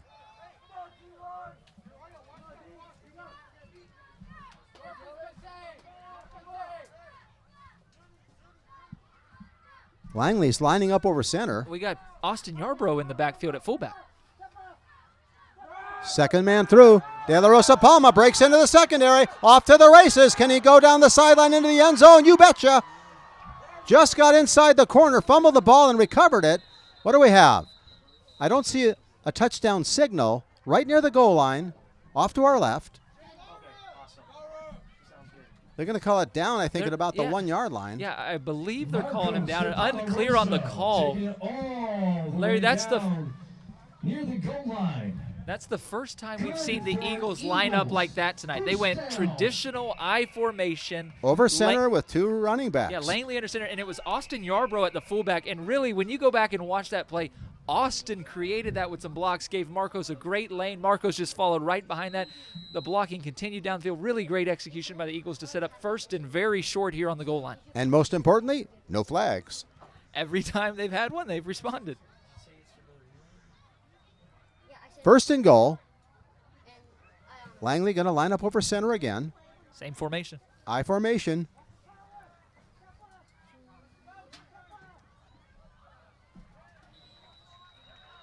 Austin Yarborough on the carry. Yarborough across the goal line for the touchdown.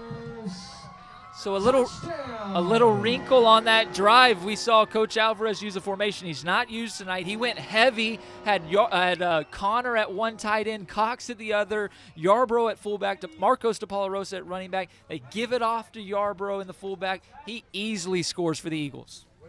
40-12. Halfway through the second quarter.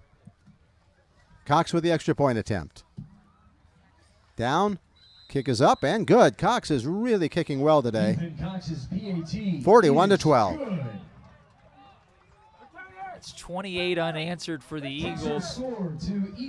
They've totally taken control in the second quarter. 3 touchdowns in a row to start the second. And Larry, we're not even halfway through the second yet. De Palarosa made it happen, and it's now 41-12. We saw 5 touchdowns in the first. We've already seen 3 here before we've hit the halfway mark in the second. The points continue to rack up here at Tony Brown Memorial Field at Lancaster Baptist School. Thanks for tuning in tonight on L28. Cox will get another. His foot must be tired. He'll get another chance to kick. The Grizzlies really need a drive or something to turn the tide a little bit. Doesn't feel like a positive play for the Grizzlies all quarter. Eagles have dominated. Here comes Cox with a kick.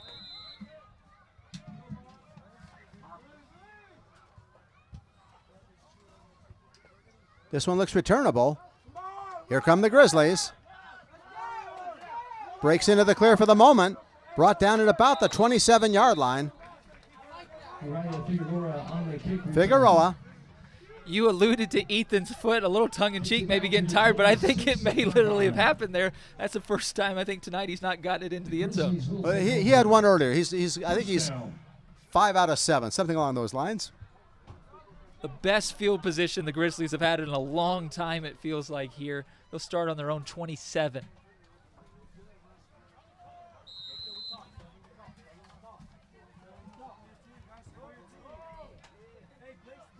Beautiful night for football. It was 90 during the day. Should drop into the 50s later. I wouldn't say, maybe we're probably in the 70s.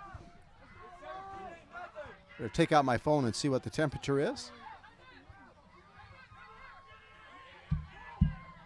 Lanier, man in motion to his left. Looks downfield. Dumps the ball off. Oh, almost picked off. De Palarosa almost was off to the races, too. Tiago sniffed that one out.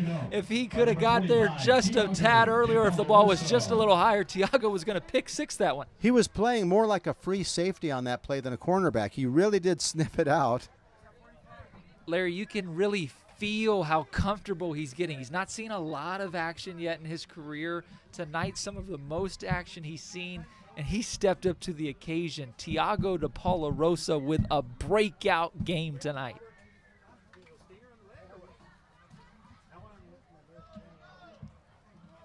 Joshua Lanier brings him out.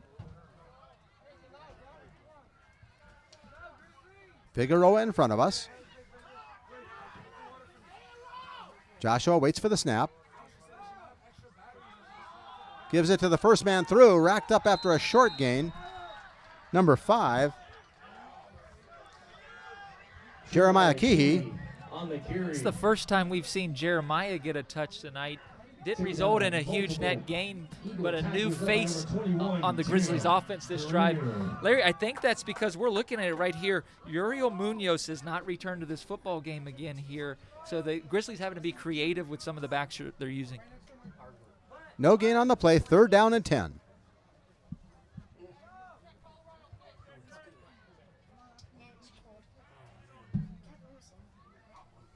Lanier with the snap, looks downfield, throws it to the near sideline, complete, very close to the first down. I think he's short by about a half a yard. Lanier's pass complete. They're going to give it to him, Larry. Elijah Reyes, again, he's been his favorite third down target throughout the night. It was 21 Tim Greer in coverage. Ethan Cox helped clean it up. But a third down conversion, the first one I think we've seen of this quarter for the Grizzlies, Larry. I thought he was short by about a half yard, but he made it. 1st and 10.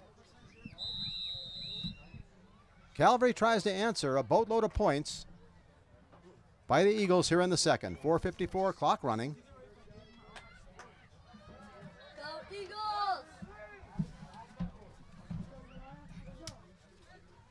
Lanier waits for the snap.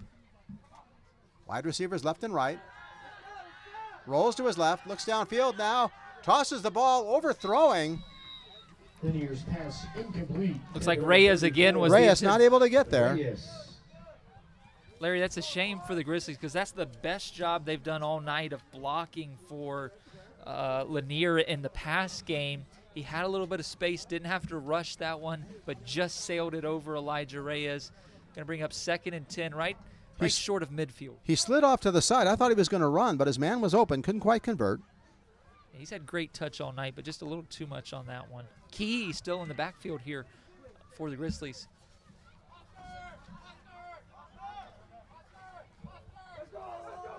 Second down and 10.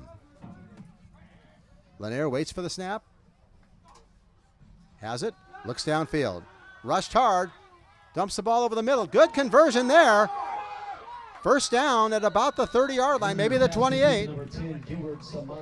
A lot going on that play. It was Gideon Connor that made his way into the backfield for the Eagles. Almost was able to bring Lanier down. Not quite. He found Gilbert Samano, number 10. Tim Greer was in coverage. He was in good position but wasn't able to locate the football in time. Allows the Grizzlies to continue momentum, pick up another first down on this drive. 4:18, clock running. Lanier waits.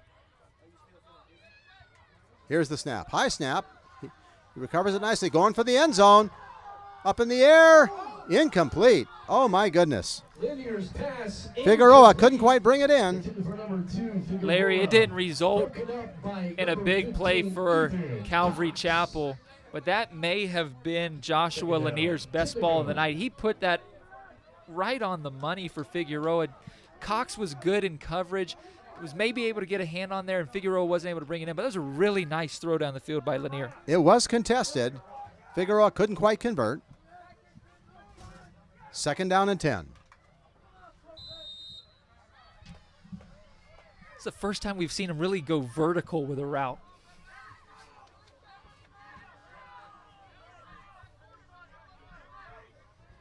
Two wide receivers to the left this time. Overloaded left side. Lanier has the snap. Looks downfield. Throws it deep downfield. Incomplete. And a flag. There's going to be an interference play. They were candidating for the call here on the sideline. One of our themes of the night strikes again, an Eagles penalty. Another probably 15-yard. It looks like pass interference probably be the call on the Eagles. I think it was the right call, Larry. Ethan got his hands on him a little early. I don't know if it would have been catchable or not, but I think it's the right call. Most of the penalties for the Eagles have been on offense, but this one on defense. Yeah, as much throwing as we've seen. I think the first interference call of the night. They'll march it off. Great opportunity now for Calvary to get back on the board here, trailing 41-12, 3:58 remaining here in the second quarter. They started this drive desperate for some positive things to happen, and they've gotten it. We got a timeout on the field. Timeout on the field. Timeout. Looks like Calvary Chapel called the timeout. That was their second one of the game. Larry, maybe an opportunity to talk a little bit about some of the coaching staff. I know when we talked to John Alvarez this week, he was quick to point out some of the jobs that his guys are doing. Jeff Crockett and Jacob Wheatley on the offensive side of the ball. Coach Bill Karras on the defensive side of the ball. They're doing a great job. We have two big shout-outs. The running game has been working well for the Eagles thanks to the O-line. This reminder, beginner folklorico classes are running through September 24th for the ages of 5 through 18. Check out thecityoflancaster.org for more information. Folklorico, Check it out. Eagle fans getting excited, making some noise, hoping to get a big stand here. It's been a really nice sustained drive for the Grizzlies. They've picked up 3 first downs on this drive. They're in Eagles territory. We're actually broadcasting from the Grizzlies side of the field. They talk things over.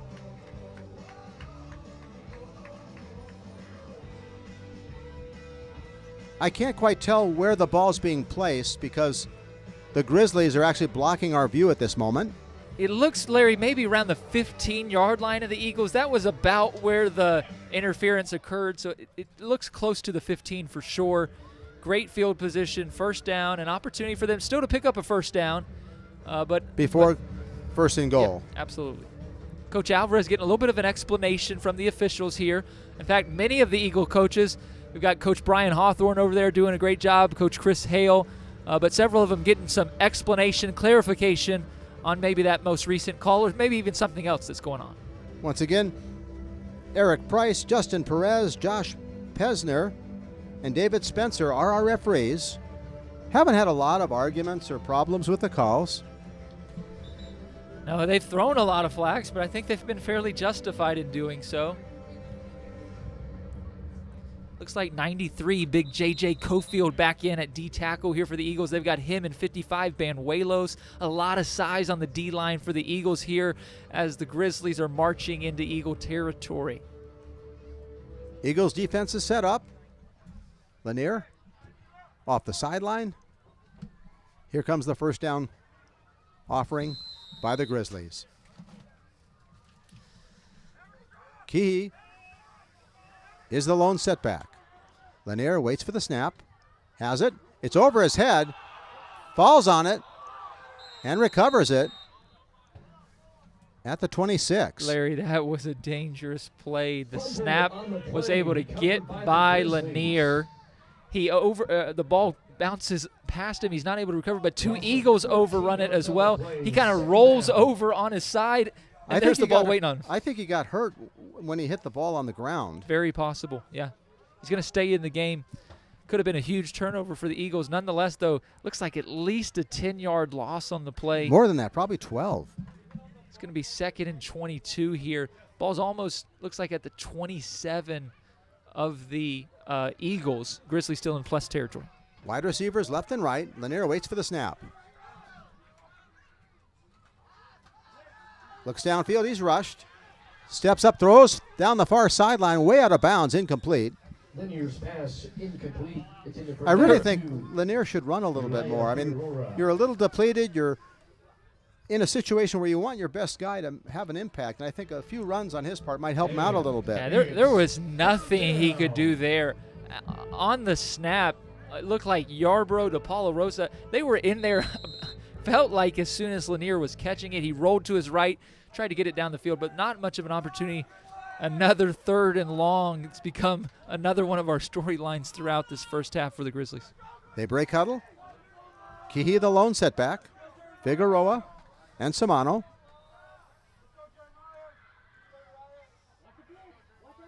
Man in motion now. Here comes the snap. Lanier rolls to his right. Has a seam, and now he's off to the races. For the moment, thrown out of bounds. There's going to be a flag. They're going to have a first down. Totally unnecessary. Another flag. This is all going to go against the Eagles, I do believe. Lanier was thrown down really hard and probably unnecessarily out of bounds. That's the first penalty. And another flag. They're throwing flags all over the place. The Grizzlies are really upset, and they may have shot themselves in the foot. They were going to have penalties assessed against the Eagles, but the Grizzlies have reacted so vehemently against the initial flag and the initial hit. We'll see what they do. Larry, everything about that play was unfortunate. Let's kind of talk about the play first. Lanier, I think, was listening to you. He took off with his legs. He picked up maybe half of the yardage. Looked like it was going to be 4th and at least 10 to go. DePaulo Rosa had him. He probably should have just let him go. He was out of bounds. And then really tempers began to flare. And it looked like somebody, not a player, Larry, somebody from the Calvary Chapel sideline was able to really lost control of their temper. It looks like it's going to be some offsetting personal fouls potentially here. The big concern, though, is Joshua Lanier. He's getting to his feet now, but he was definitely injured on that play. They were upset because their best player had just been thrown to the ground, probably unnecessarily. Lanier now is up on his feet. That's a good sign. Referees are going to talk it over, and they've got a lot to talk about. There are at least 4 different flags. Yeah, they're huddled up. 3 times after the play, an additional flag was thrown, and I think most of those are going to go against the Grizzlies, which is almost unfair. Yeah, the first one's going to go to Lancaster Baptist. It's just Polarosa with the late hit. That was going to bring up an automatic first down for the Grizzlies. Not but anymore. After that, it really could be first down and 25 or something right, along it got those a lines. little chaotic on the sideline. Tempers flared. They're still upset, and understandably so, but you got to control your emotions in a football game like this, especially when you've started this has been your best drive by far of the second quarter. With 2:53, you got a chance to get it back to 3 scores, a chance to convert here. But this is a long huddle by the referees, and understandably so. They're trying to decide, divvy out what all is going to be called here. I don't think we've ever had a situation where there are 13 flags. I don't know if they have any more in their pockets. I think they threw them all, Larry. Blake Romfeld is the backup quarterback for the Grizzlies. He could see some action. Hopefully Lanier is okay. Yeah, he was walking. We've got training staff checking out Lanier. Officials are making their decision here.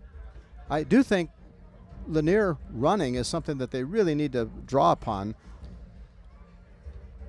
Lead officials speaking to Coach Lanier here, explaining kind of what's been called.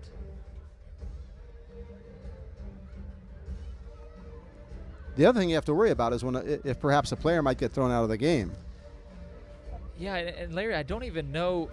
It wasn't a player. It was a support staff member for Calvary Chapel that really began to draw some of the ire, and very unfortunate. I don't believe it was a coaching staff member. It could have been an injured player not in uniform tonight, but someone really got upset, and that led to a lot of the flags. Both sidelines, both head coaches are discussing the flag with the referees. We've got a great audience checking in with us tonight, Larry. We've heard from several of our fans watching at home, and it looks like we're close to getting a decision here. We'll see what our head referee informs us with and how all this shakes out here. I'm Larry Wolf. This is Eric Lee. We are broadcasting from Lancaster Baptist. Hope you're enjoying the action. We've had a whale of a game so far. 41-12. The Eagles on top and pulling away. The Grizzlies trying to get back in it. Thank you so much for tuning in to Lancaster 28. Larry, I thought we were going to get a call on what had happened, but no, our head referee, after speaking to Coach Lanier, is going to go speak to Coach Alvarez, and they've got a lot to sort out here. Probably our Again, I saw at least 4 flags. The initial flag on the play out of bounds, and then 3 more. We'll see what they come up with. All the coaches for the Eagles are now surrounding their huddle and giving an opportunity for the head referee to give them instructions as well.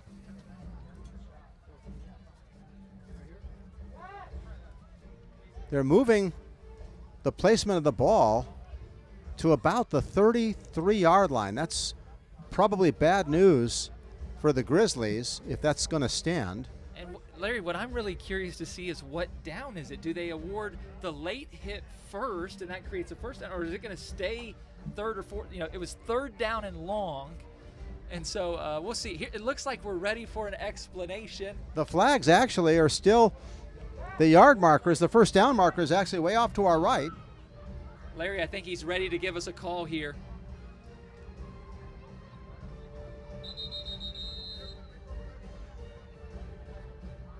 I don't know if we're The gonna ball get an now is at the explanation. the ball's at the 32 now.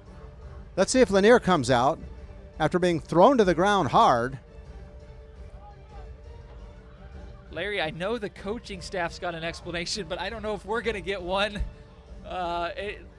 As of right now, They're calling it 3rd down. they're calling it 3rd down. 3rd and a mile. A mile.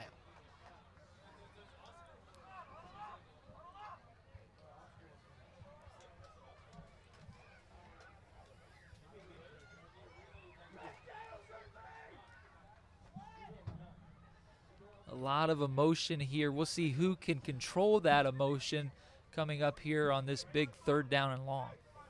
Again, it almost seems unfair the way things have wound up. It was a bad play, obviously. And to wind up after that, losing all that yardage, you can see why the Grizzlies are so snake-bitten upset about that one. Here comes the 3rd down play. Lanier is coming into the game. Well, that's good news. Great news. Glad to hear.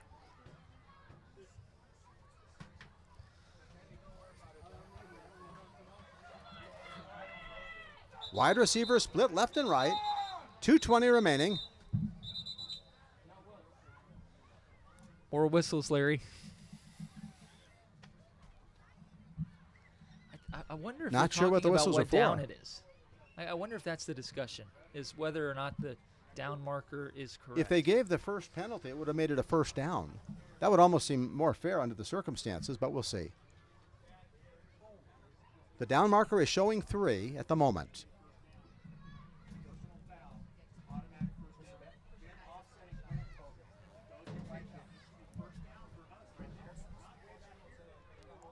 Grizzlies are calling for this to be a 1st down, and that would make sense. We'll see.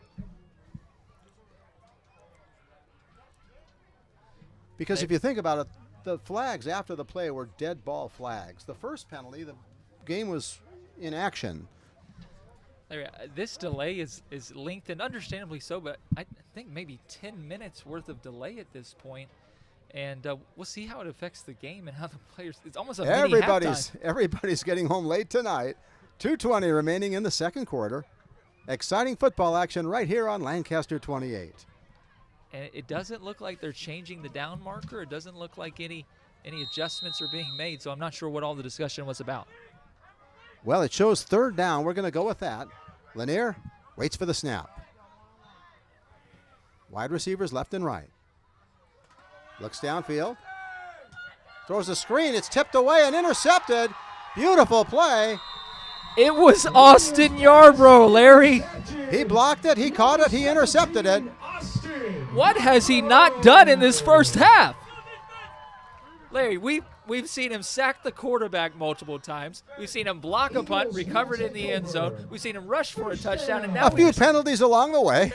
And now we see him deflect the pass. We talked about deflected passes a few minutes ago.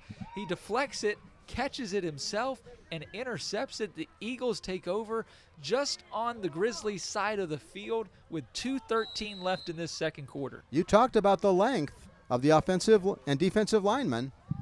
We should mention, too, it was quarterback Peyton Langley that initially forced Lanier out of the pocket. You did say the quarterback. On defense, Langley. That's They're right. getting their money's Not worth quarter, out of but Peyton. quarter. Langley out of the gun. Waits for the snap. Man in motion behind him. Up the middle they go. Bursting into the secondary. 1st down yardage. I believe that's 42. That was Aiden White, Larry. First time we've seen him on the field tonight, but we've got flags. Looks like a holding on the Eagles. Familiar scenario. We'll Larry, have 1st and long. Larry, I'm beginning to feel like I'm riding a roller coaster with you tonight. I'm watching the ball, and you're watching the flags. Up and down, up and down. 2:07 here in the 2nd quarter. We got to point out, though, Aiden White with his first action of the night. Aiden's a sophomore. He came into the season, Larry, probably as the 5th-string running back, but with the injuries the Eagles have had, they've asked him to step up. And he looked great on that run. It's a shame it's going to get called back for holding, because that was a beautiful run by Aiden. Ball is placed at the 36-yard line. It looks like it's going to be 2nd and about 8.5. And Larry, after all that, I think just what we needed, a timeout. We're going to try to get an update on the Paraclete score.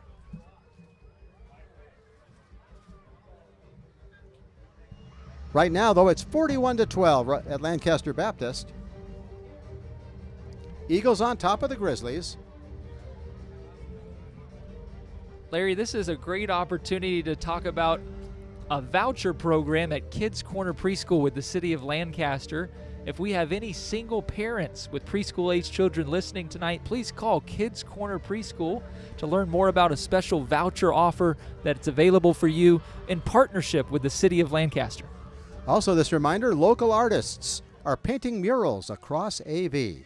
Final pieces will be ready for you to visit starting September 17th.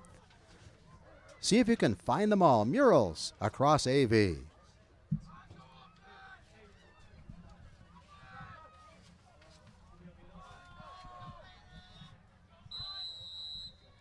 The penalty has moved the ball back to the 34-yard line, perhaps. Langley waits for the snap. Has it. De Palarosa into the secondary. Off to the races. One man to beat. Cuts inside. Now cuts outside. Tackle down low and down to the 6-yard line. What a night for number 25, Tiago De Palarosa. I know his brother Phil is watching tonight and is proud to see younger brother Tiago and Marcos have big nights. Really smart moves toward the end. Usually when you're running like that, you might have one juke inside or out, but he went inside, outside, and inside. Down to about the 7-yard line, 1st and goal. I think we got to give a shout out. Ethan Cox had one of those lead blocks out in front for him, really created a nice path for Tiago.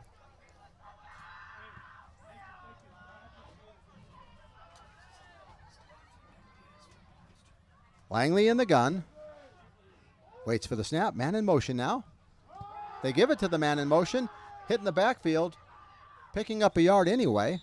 Aiden White on the carry. White had the carry. Larry, you know, we've shouted out a lot of Eagles tonight, a lot of guys making plays. Someone we have not pointed out who has played a tremendous game tonight is the Eagles center. The Eagles center, number 77. That's going to be Marcos Ortiz. Marcos did not start the year as the starting center for the Eagles.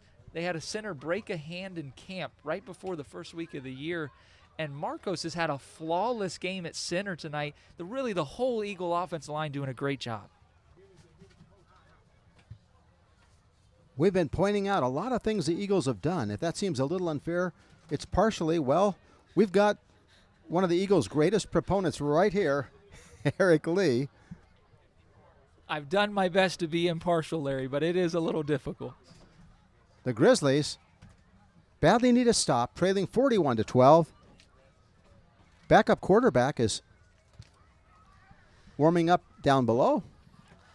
Larry, we've gotten word. We talked about him earlier, Elijah Reyes, number 54. Now he's dealing with cramps, and that looks like what he's down with on the field right now. So we've seen him down twice tonight. This one looks unrelated to that first injury. Looks like he's cramping right now. They're going to get some fluids in him. And on the scale of injuries, cramps is probably one of the ones that we would wish for, so hopefully he'll be just fine. I'm sure he is.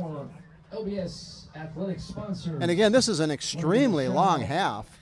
Everybody might be cramping up at the rate we're going. Larry, during that last time out, I looked at our athletic director, the voice of the Eagles, Justin Engelman, and we both said this may be the longest first half we've had in the history of Tony Brown Memorial Field. Is it midnight yet? It's 8:30.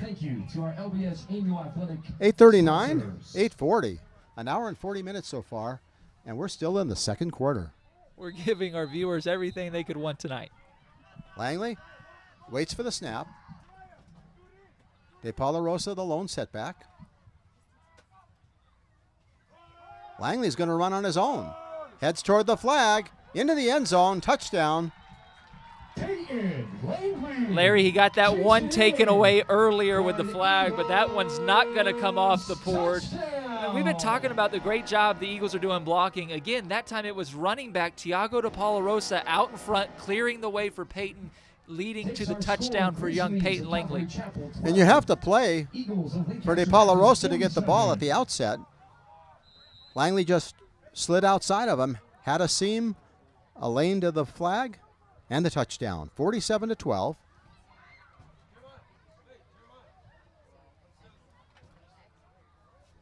The second quarter has belonged exclusively to the Eagles. New kicker, Larry. Ethan Weddick. Weddick, who usually holds, gets the extra point. 48-12. Is good. 1 minute, 5 seconds left in the first half. Our score, LBS 48, Calvary Chapel 12. Great to see Ethan Weddick get an opportunity to kick there. Another first-year player for the Eagles. Great to see him get in on the action. We've learned that Paraclete updates are not possible because the game is not being streamed. So unless we get a phone call from someone, we're not going to be able to update you on the Paraclete score. Larry, it was 20-12 headed to the second quarter, and it's been 28-0 for the Eagles here in the second quarter with 1:05 left to play.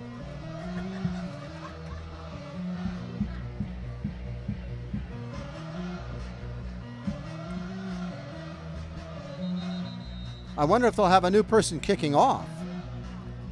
I watched Weddick in warm-ups. He's got a good leg. I think he'll kick here as well. He has the football and puts it on the tee. Ethan's a senior, but this is his first year of high school football. They're playing for a shorter kick. We'll see. It's almost an onside kick, but it's out of bounds on the far sideline.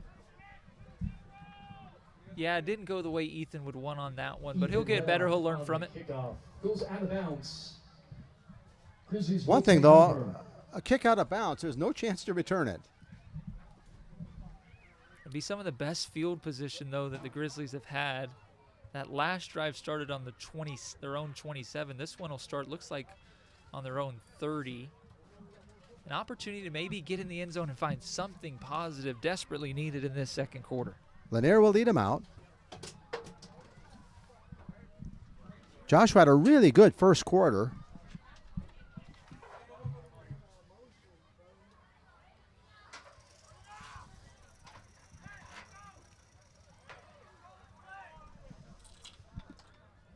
Little confusion on the Eagles sideline coming out of the defensive huddle. Figueroa to the near sideline.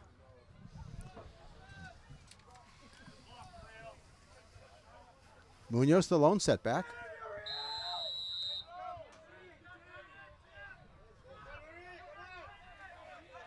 Lanier waits. Has the snap. It's by him. Dives and falls on it. That's been another Helped problem off for nicely. Calvary here in the second quarter is their snaps. Austin Yarbrough helped him up. That's a good sign. Joshua Lanier not able to secure that one. Does a smart thing and just gets on the football. But, Larry, they seem content to maybe just go into halftime. Clock is running, 39 seconds and counting down.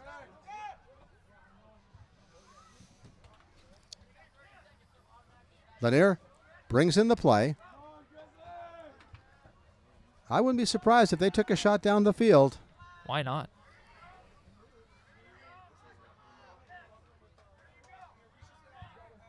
Wide receivers split left and right. Lanier has it. Looks down. He's rushed. Throws it deep downfield. It's going to be picked off, I think. Yes, sirree. Cox has it. Down the near sideline. Has a little bit of a seam. Can he make it? Pushes closer and closer and into the end zone for a touchdown. 1 second remaining in the first half. Cox with the interception and the touchdown. Larry, you wondered, would they take a deep shot? They do. No one around. Ethan Cox makes the pick, and then the return was special. Right at about the 10-yard line, Ethan stops, doesn't go out of bounds, kind of lets a few defenders at that point go by, and races towards the pylon for the score. Pick 6 for Ethan Cox, the cherry on top of a dominant second quarter. Good patience at the end of that run, allowing him to get into the end zone. 54-12. Wooddick will try the extra point. Cox will hold. He must be tired, too. They were one man short.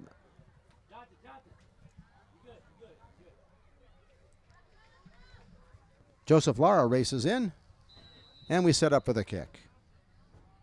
Time should expire. I would assume we're going to lose a second here on the kick. Down, kick is up, looks right through. No clock running on the PAT. No clock running, so we have another play. 55-12 now. takes our score.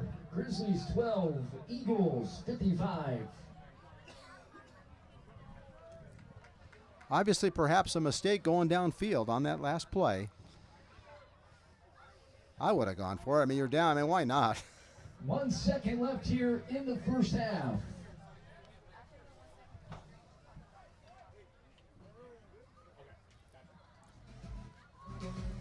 Eagles will set up for the kick. Grizzlies are already out on the field waiting. Both wide receivers return the kicks.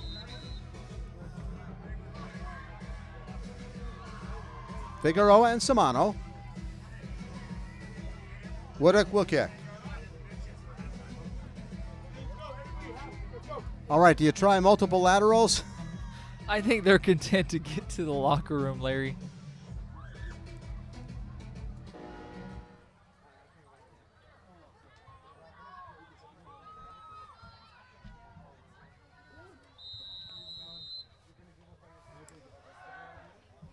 Here comes Wooddick's kick. Onside kick, it's tipped. It's going to end up into the hands of an Eagle, but time has expired here in the second quarter. I think that was Matthew And at the Averbeck. end of the first half, our score. Larry, Eagles we got an 55, opportunity to feature one of the Grizzlies big 12. performers of this first half for the Eagles. That's Ethan Cox. You'll get a chance to see some of his numbers already. Ethan's a senior that moved here from Florida 2 years ago. His family works here on the campus of Lancaster Baptist Church. He's a really great athlete. He's a great football player, a great basketball player, but he's also a great young man. He's the vice president of the student council, a great leader at Lancaster Baptist School, and we're really proud to call Ethan Cox one of our own. Once again, hope you've enjoyed the action here in the first half. Second quarter dominated by the Eagles. Grizzlies started off the game with a 75-yard touchdown run or so.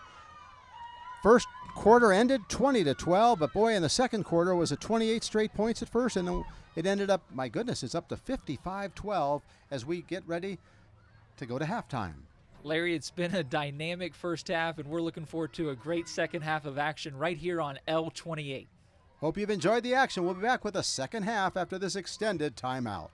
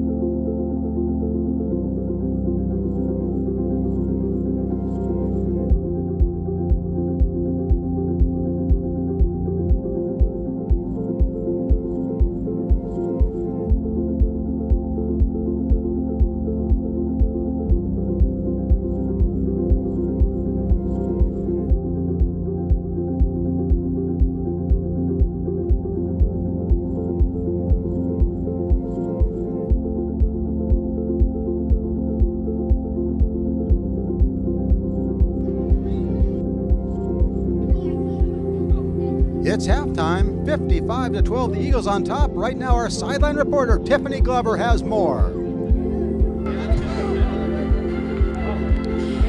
Yeah, guys. It was really special sitting in the locker room and hearing what head coach had to say. He really said the goal of this half is to shorten the half. The first half was really long. They really wanted to be theatrical, and the coach said, hey guys, we just have to remember that we're here to teach manners, to teach what the school is fully about, which is Christianity and the love of Christ. So they remember that we're here to play ball, but to make sure that we're showing love and compassion to our rivals. One thing that they noted is in this half, we're gonna see a lot of new faces. They're gonna give a lot of young players some time to have some playing time and to really show what they're capable of. I do have to say there's a lead player, Sammy Flores, that was really eager to play. Every time they said, who knows this play, who's learned this drill, he raised his hand even though he knew he was injured. It was just so heartwarming to see that he has the heart and soul of what a true athlete is. And lastly, they really just wanted to make sure that we've practiced, we've run this. If they score in the first play, it's okay, because we know what we're doing. We've ran this defense over and over again. Let them have the ball.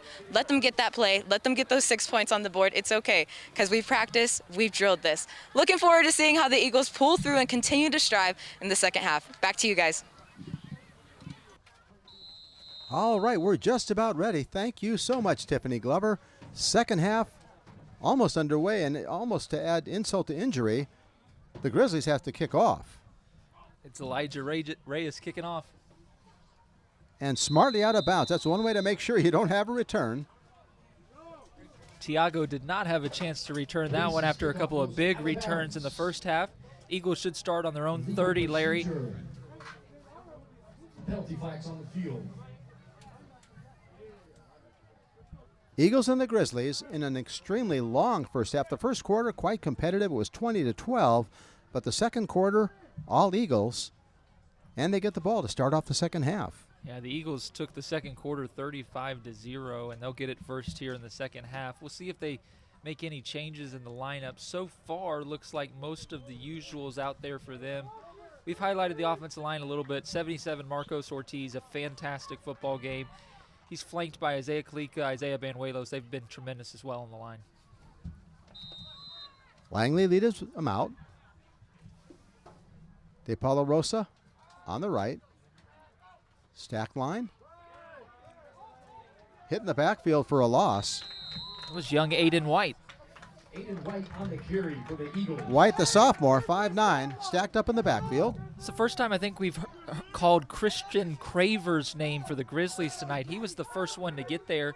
We just praised the Eagles' offensive line, but Craver broke through there pretty quickly. He's a big young fella, got great size, just a sophomore, makes the tackle for loss, brings up second and long for the Eagles. He can anchor the interior line. He's actually playing outside lineman now, defensive end, if you will.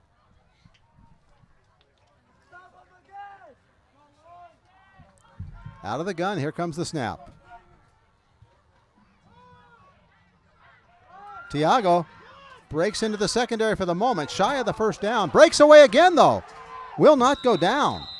This is fun to watch. Tiago de Paulo Rosa with by far his biggest game of his career. Didn't pick up the first, but broke several tackles. Larry, we've got a new quarterback in the game for the Eagles. Just a freshman. Camden took the snap. Gets a series here.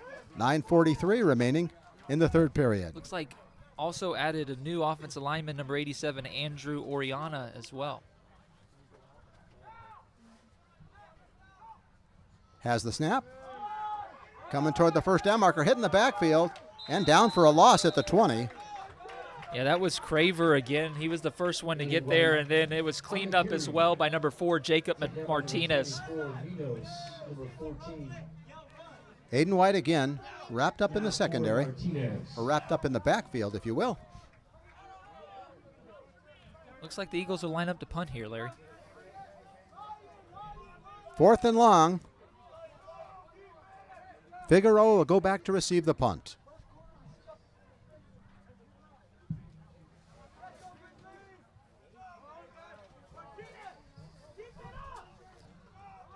Cox will kick it away.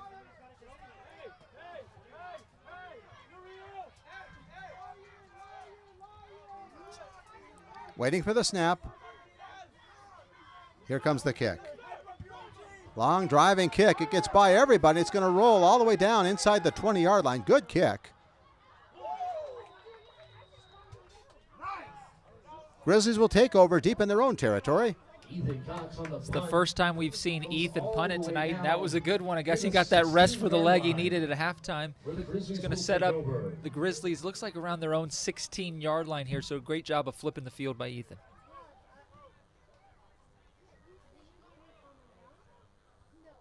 We'll see how the Grizzlies play it. Lanier coming into the game. Still has a lot of bounce in his legs.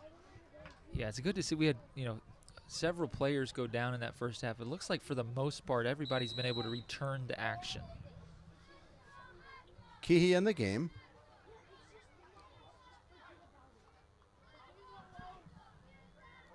Along with, I believe, Pacheco. Jonathan is in the game. First time we've seen him.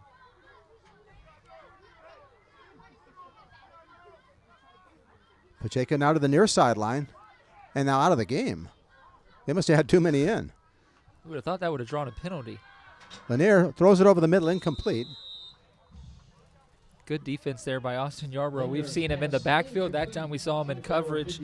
Elijah Reyes, we've seen him catch that route a few times tonight, but Austin was very good in coverage there. In 8-man football, one of the advantages is it's hard to be confused. You don't have as many people running around. You can focus on the person you want to. It's hard to have too much misdirection and confusion from the offense.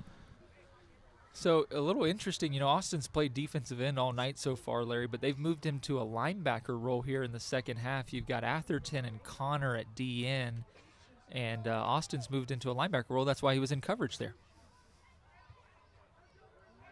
De Paula Rosa on the left side. Yarbrough on the right side. Lanier waits for the snap. Looks downfield. He's rushed for the moment. Throws over the middle. Incomplete. Yarbrough touched the receiver, but I think it was incidental. I think the ball was already there. I think so, Larry. Nothing there. The story continues to be for the Grizzlies not able to give Lanier enough time, pressure there quickly, and just not much of an opportunity for him to do much there. He just had to get rid of the football. Reyes went down, hoped for a flag, but didn't get one. Yeah. They don't call flopping in football. I don't think he flopped. He was touched, but it was incidental contact when the ball was there, I do believe. And this is a familiar place for the Grizzlies, 3rd and long. Once again, Blake Romheld warming up on the sideline. He might get a chance tonight. Lanier in the gun. Samano on the left. Lanier has the snap. Steps up in the pocket. Runs to the outside, has some running room. To the far sideline, gets beyond the 20, about the 24. It was a good play by number 21, Tim Greer, Larry, to bring up 4th down. Larry, something we should point out. We had a long first half, but with the margin what it is, we've got a running clock here in the second half, and we're already down to 5 minutes remaining in the third. So we had an incredibly long second. Explain the running clock for me in 8-man football. Yeah, once the margin gets beyond 40, it looks like they move to a running clock here in the second half, maybe based on roster size for both teams as well. Well, that doesn't help the team that's trying to catch up. I know. They've got 4th and looks like 3 or 4. They're gonna go for it here. Definitely not punting. I love it. Why not? If anything, get ready for next week. Keep running your offense and doing what you do best. And Lanier has converted on a lot of 3rd and 4th and longs anyway, so it's not a bad situation. Waiting for the snap. He's got it. Rushed. There's that ball link. Knocked down. Some of the length we talked about, Larry, that was number 85, Gideon Connor, who deflected the pass. He plays center for the basketball team, Larry. He used that length there on defense. Eagles will take it over on downs. We have a $1 shout out. $1 shout outs are available at the You're watching the action here from Lancaster Baptist. I can't wait to be an Eagle. Go Eagles. Right here on Lancaster 28.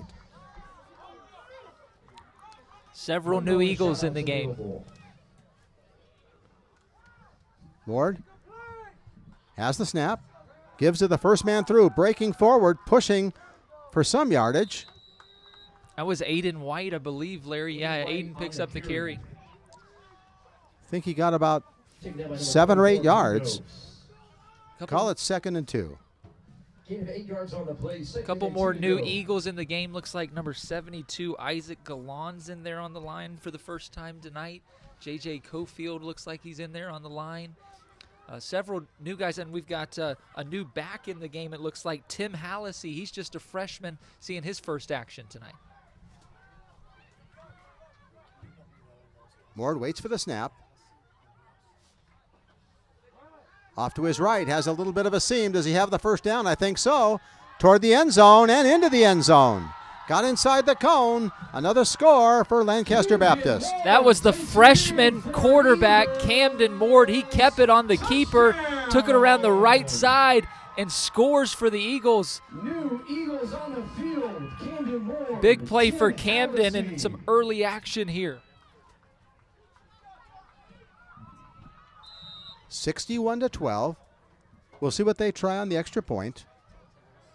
Cox is in the game, I think, to hold. Andrew Oriana, Isaac Gallan. Weedock Eagles on the field. will kick again, I believe. Looks like it'll be Weddick kicking again here. Cox waits. Weddick ready to kick. It's down. Kick is up and just good, I believe. Yes, And just the inside the extra left point upright. attempt is good. Ethan Weddock.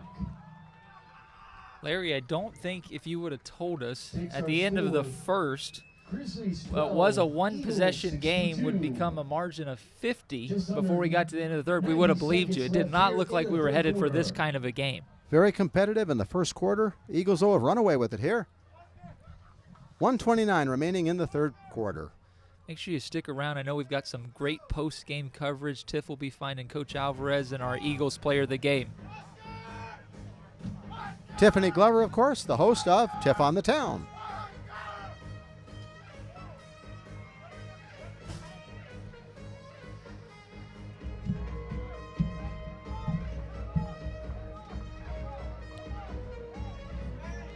Woodick will kick off from the 30.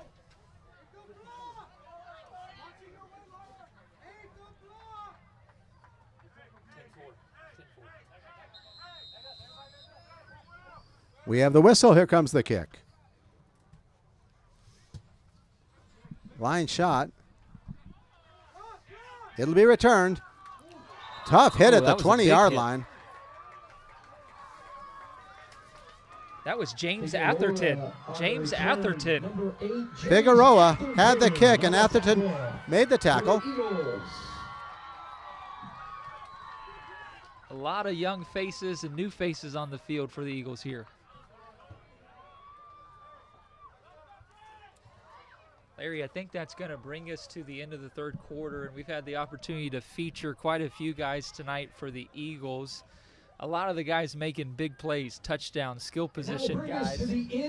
But we've got an opportunity, I think, here at the end of the third quarter to feature one of our linemen who's been making plays all night. Number 54, Isaiah Kalika, has had a big game for the Eagles on both sides of the ball. He's on the line of scrimmage, offensive line and defensive line for the Eagles. You can see some of his stats here on the screen. Isaiah's a fantastic young man. He loves fashion, and he's into all sorts of things with clothes. He's got an energetic personality for the Eagles. He's a kid who has a lot of fun. And one thing I know about Isaiah is he does not mess around in the weight room. I think he leads the team with the highest squat on the field and one of the highest bench presses. He does a great job of controlling the line of scrimmage for the Eagles. We're excited to feature him. We've featured a lot of skill position guys, but Isaiah's done a great job on the line tonight for the Eagles, along with several of his teammates on the line of scrimmage all game. The Grizzlies will start at the 20-yard line. Lanier off the sideline. Again, I think if the Grizzlies run a little more with Lanier, I think that would make the passing game and the rush a little more tolerable, perhaps. Yeah, you know, Larry, Uriah Figueroa and Gilbert Samano, we haven't called their name as much here in the last couple of quarters, not been able to find them. It'd be big for them to get more involved here in this fourth quarter. The rush has really made it difficult for Lanier to get a good look at them. Often they line up pretty far left and right. Let's see where they come now. Figueroa comes toward the near sideline. That does spread the field. Lanier waits. Here's the snap. Too far to the inside. Figueroa was cut off a little bit anyway. That was the quarterback that we just saw score the touchdown for the Eagles. Camden lost his footing there. If he wouldn't have, he almost came away with the interception. Didn't quite get the accuracy Lanier wanted on that ball. Mort had the angle.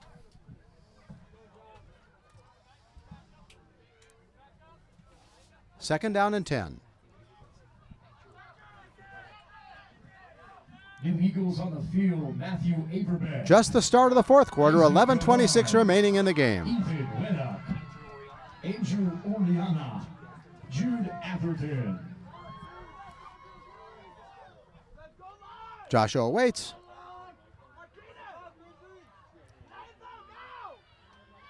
Has the snap, whistle, play dead.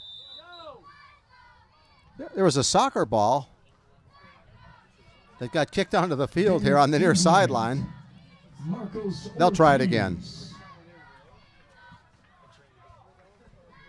Entering the game.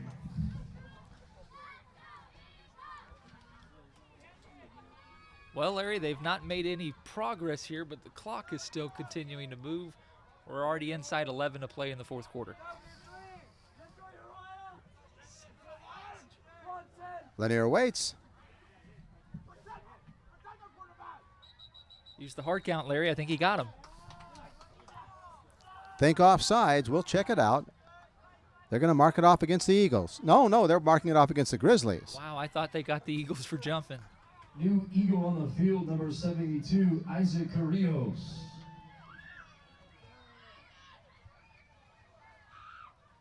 Second down now at about 17.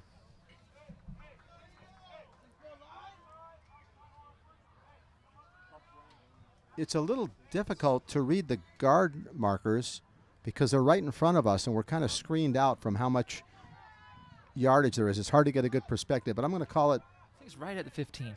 15 yards. Lanier waits for the snap. Has it.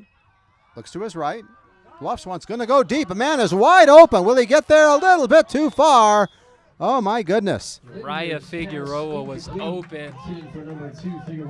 Overthrown by about 4 or 5 yards. Yeah, Joshua threw that one a mile. A beautiful throw, but Figueroa couldn't quite come underneath it, and he had space. Larry, I think he would have been gone. Figueroa had been cutting inside on inside slants, but this time he went long and he was open. Yeah, that's maybe only the second time they've truly gone vertical tonight. And to be honest with you, Lanier's looked really powerful with his throws. He's got a great arm. Oh, he does. Be interested to see if they try that again.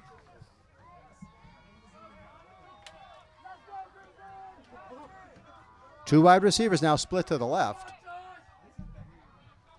Lanier has the snap. Looks downfield. Rolls to his right. Still looking. Rolls to his right. Has a man open. Oh, beautiful reception at the 30-yard line, 32-yard line. Uriah Figueroa got that one, Larry. That was another nice reception. Beautiful throw. Great catch on right the along money. The sideline. I would say this kid has a future. Yeah, that was really well executed. Lanier was able to roll to his right. I hope they have that on tape for him because he had such patience as he rolled right, and then he made a throw. Back to pass again. Plenty of time. Looks downfield. Up the middle he goes. Breaks into the secondary for the moment. Off to the races to the 35. Down the far sideline to the 30. And out of bounds at the 25-yard line. Lanier on his horse. It's the first time we've seen him use his legs in quite a while. He easily picks up the first down and brings it into Eagles territory. An opportunity for the Grizzlies to build a little momentum here.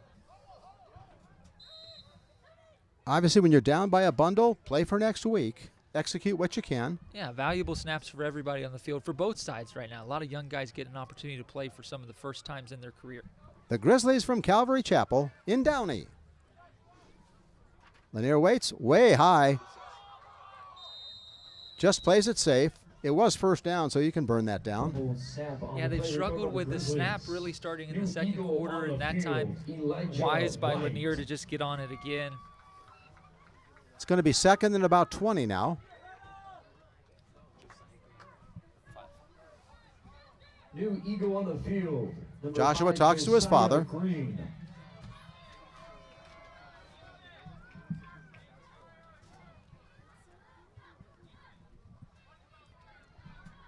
Several freshmen for the Eagles getting some valuable action here.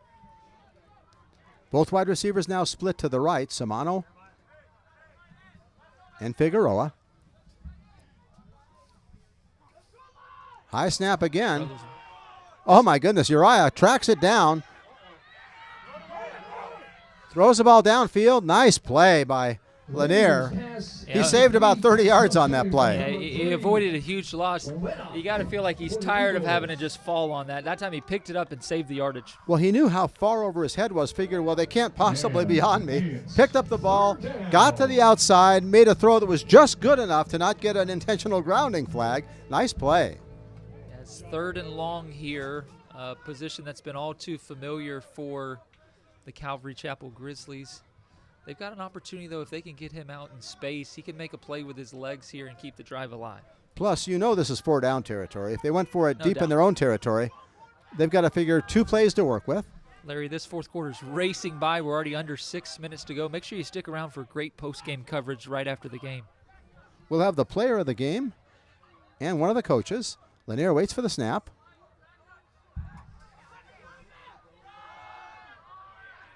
Breaking a tackle and breaking away. Up the middle he goes. What a run. Nice play. Pushing forward. My goodness. I think he's shy of the first down. Key was hit in the backfield. Fought off the tackle. Pushed forward. Yeah, Jeremiah Key saw some action early in the midway through the first half. That time he's able to make a play. Brings up 4th and manageable. 4th and tolerable. Absolutely. Wide receivers left and right. Munoz, the lone setback.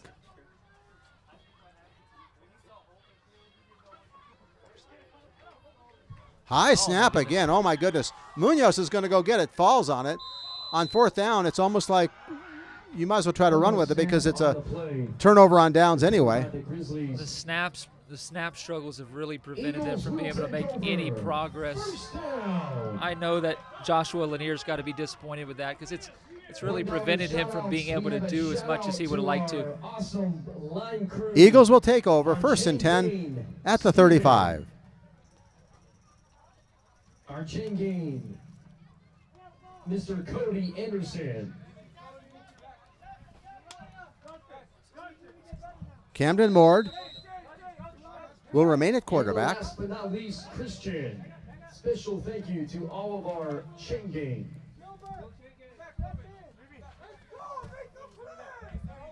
Larry, we're already inside 4 minutes to play. Timothy Hallisey is in at halfback. High snap.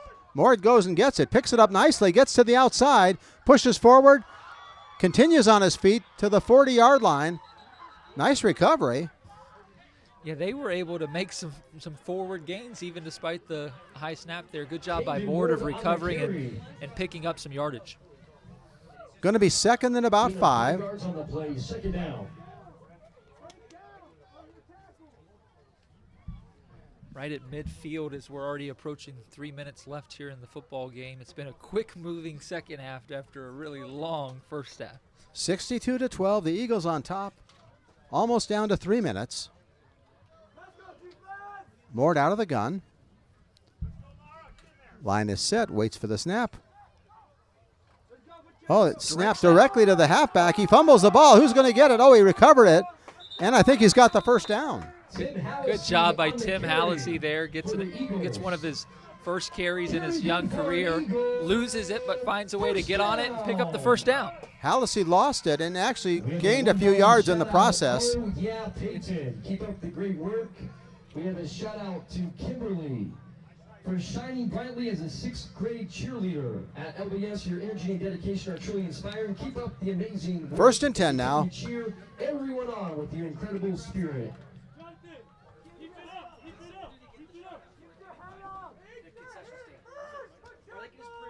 Mord waits for the snap. A little confusion about Confusion on the line. Eagles are going to get flagged on this one for sure. They call a timeout, though. Smart timeout. We have a timeout. You got several guys seeing some of their first action on offense.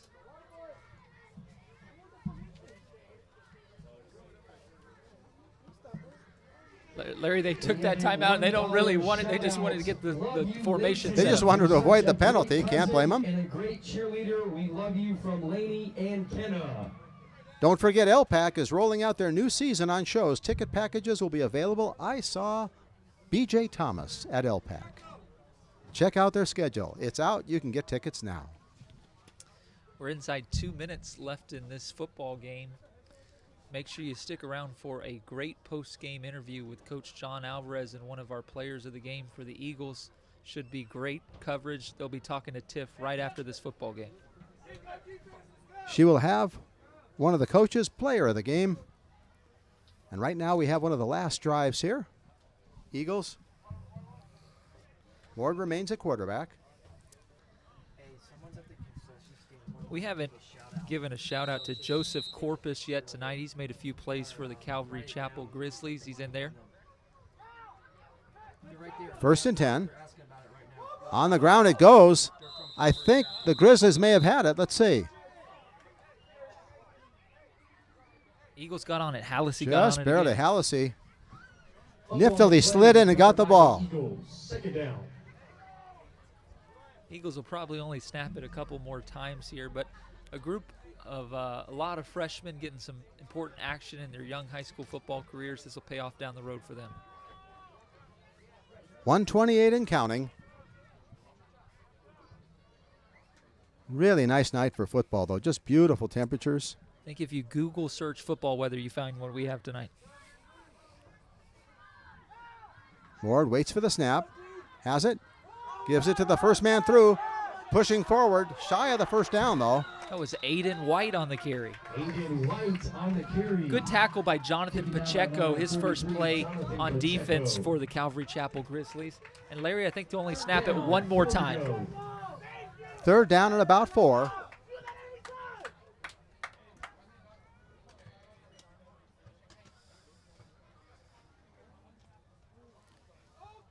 Eagles and the Grizzlies. Want to thank our awesome crew, Jen Segwith, Jacobo Gerardo, Annabelle V.O., Tiffany Glover, Chris Saunders, Joe Leo. He's got the first down and continues bursting forward all the way down to about the 10-yard line. Neat to see Tim Hallisey pick up that first down. What a way for the Eagles to finish. First down. Joe Leo, Elizabeth Burnell have done their best to bring you the action right here as the Eagles cruise. And time winds down. We are done. 62-12. The Eagles defeat the Grizzlies. We have one last shout out to Whitecap for One of the game. longer first halves you're ever going to see, and one of the shorter second halves you're going to see. But The we got first a little half bit of everything. took 3 hours. It was close. The first quarter, very competitive first quarter, was 20-12. Then in the second quarter, the Eagles dominated. Lancaster Baptist 62, Second half, Calvary Chapel not as eventful. 12. 62-12 is our final. Both teams now lining up at midfield, the 40-yard line. Both teams are meeting each other at midfield, coaches and players alike. Make sure Tiffany Glover is setting up now, getting in position as players shake hands at midfield. Don't sign off yet. We've got great post-game coverage ahead for you. Special shout out to the great staff from L28 City of Lancaster. And the broadcaster, Mr. Wolf, here Looks like tonight with Tiff us. is going to be catching up with We ask that you Ethan please Cox drive home and safely Austin tonight. Yarbrough. We'll Both see of you them have next had time. fantastic football games. Austin lived in the backfield early in this game, sack after sack, recovered a fumble on a block kick in the end zone, ran one in for a touchdown. Ethan pick-sixed one, also receiving touchdown, kicked all game. Both of these guys very deserving, very worthy of speaking to Tiff tonight after the game. Looks like right after they're able to gather here, they'll be joining Tiff along with Coach Alvarez. Tiff was ready to talk to him, and they had to run off for the post-game powwow. It's tough being a sideline reporter. That's okay. Gives us one more opportunity to say thanks for watching tonight. 2 blocked punts. Let's not forget about the blocked punts. My goodness. Yeah, I think Coach John Alvarez will be joining us soon. And yeah, Both teams are going to have a midfield prayer, I believe. Both, obviously, Christian schools. all the coaches and players have gathered here. Once again, special thanks to the refereeing crew. I think they had a good game. Eric Price, Justin Perez, Josh Pesner, and David Spencer. Not a lot of complaints or arguing, although we had that one very controversial call where there were 15 flags and they had to sort it all out. Yeah, I'm glad we were able to put that one behind us. Next week, the Grizzlies will play Calvin Christian. The Eagles are actually off for a week. They don't play next week. They play Lone Pine on the 28th, so they have some time off. And that's a Saturday game, Larry. It's a 3 o'clock kick there at Lone Pine. Eagles will be back at home on October the 4th against Faith Baptist. That'll be a great football game here at Tony Brown Memorial Field. Any reason for the non-game next week? Just think an early bye that was scheduled in based on the way that things fell for the team this year. So not necessarily a whole lot of intention behind that, but just fell that way for the team this year. And with all the injuries at running back, that's not a bad time to have that bye. That's exactly right. Actually gives them an opportunity to heal up and hopefully maybe get some of these guys back. It doesn't look like they'll get Emilio Patterson. I know they missed him tonight and would want to say hello to him at home. I know he's watching. But maybe Sammy will be back for him in early October and hopefully be able to get a few other guys that have been out lately as well. Don't forget, make sure you follow us on all social media platforms. City of Lancaster, California. Get the latest updates, all you need to know what's happening here in Lancaster. Okay. Tiffany Glover is walking out onto the field now. I hope she grabs the two. Let's take a look here. She had two interviews lined up, but the team prayer, and hey, I'm not going to ever argue and get in the way of prayer. My goodness. Yeah. Cox and Yarbrough are standing next to her, and we'll see if we can get them on camera in a moment.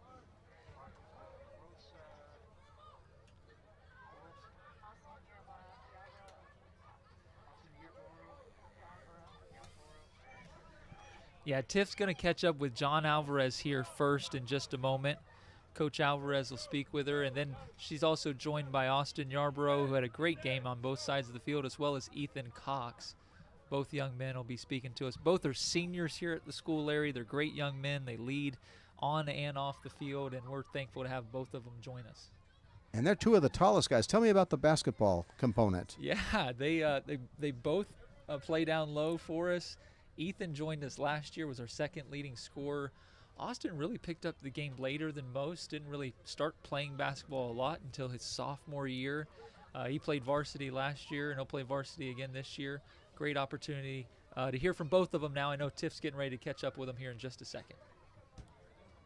Our camera is not terribly close to her, so I'm not sure how they're going to pull that off. They've done a whale of a job of an extended zoom, if you will.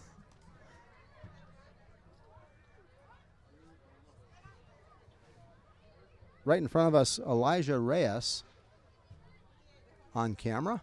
Good to see Elijah return to action after injury in the, I believe, into the first quarter and then cramps at one point. And looks like he's going to be okay and be able to continue playing next week as well.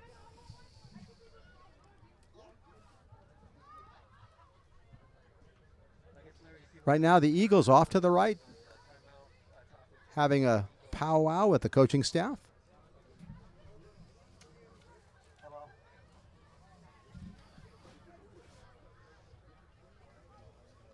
Once again, this reminder, Thursday night is what night? It is Boulevard Market Night. Join us on the Boulevard Thursday from 4 to 9. Shop for produce if you want to be healthy.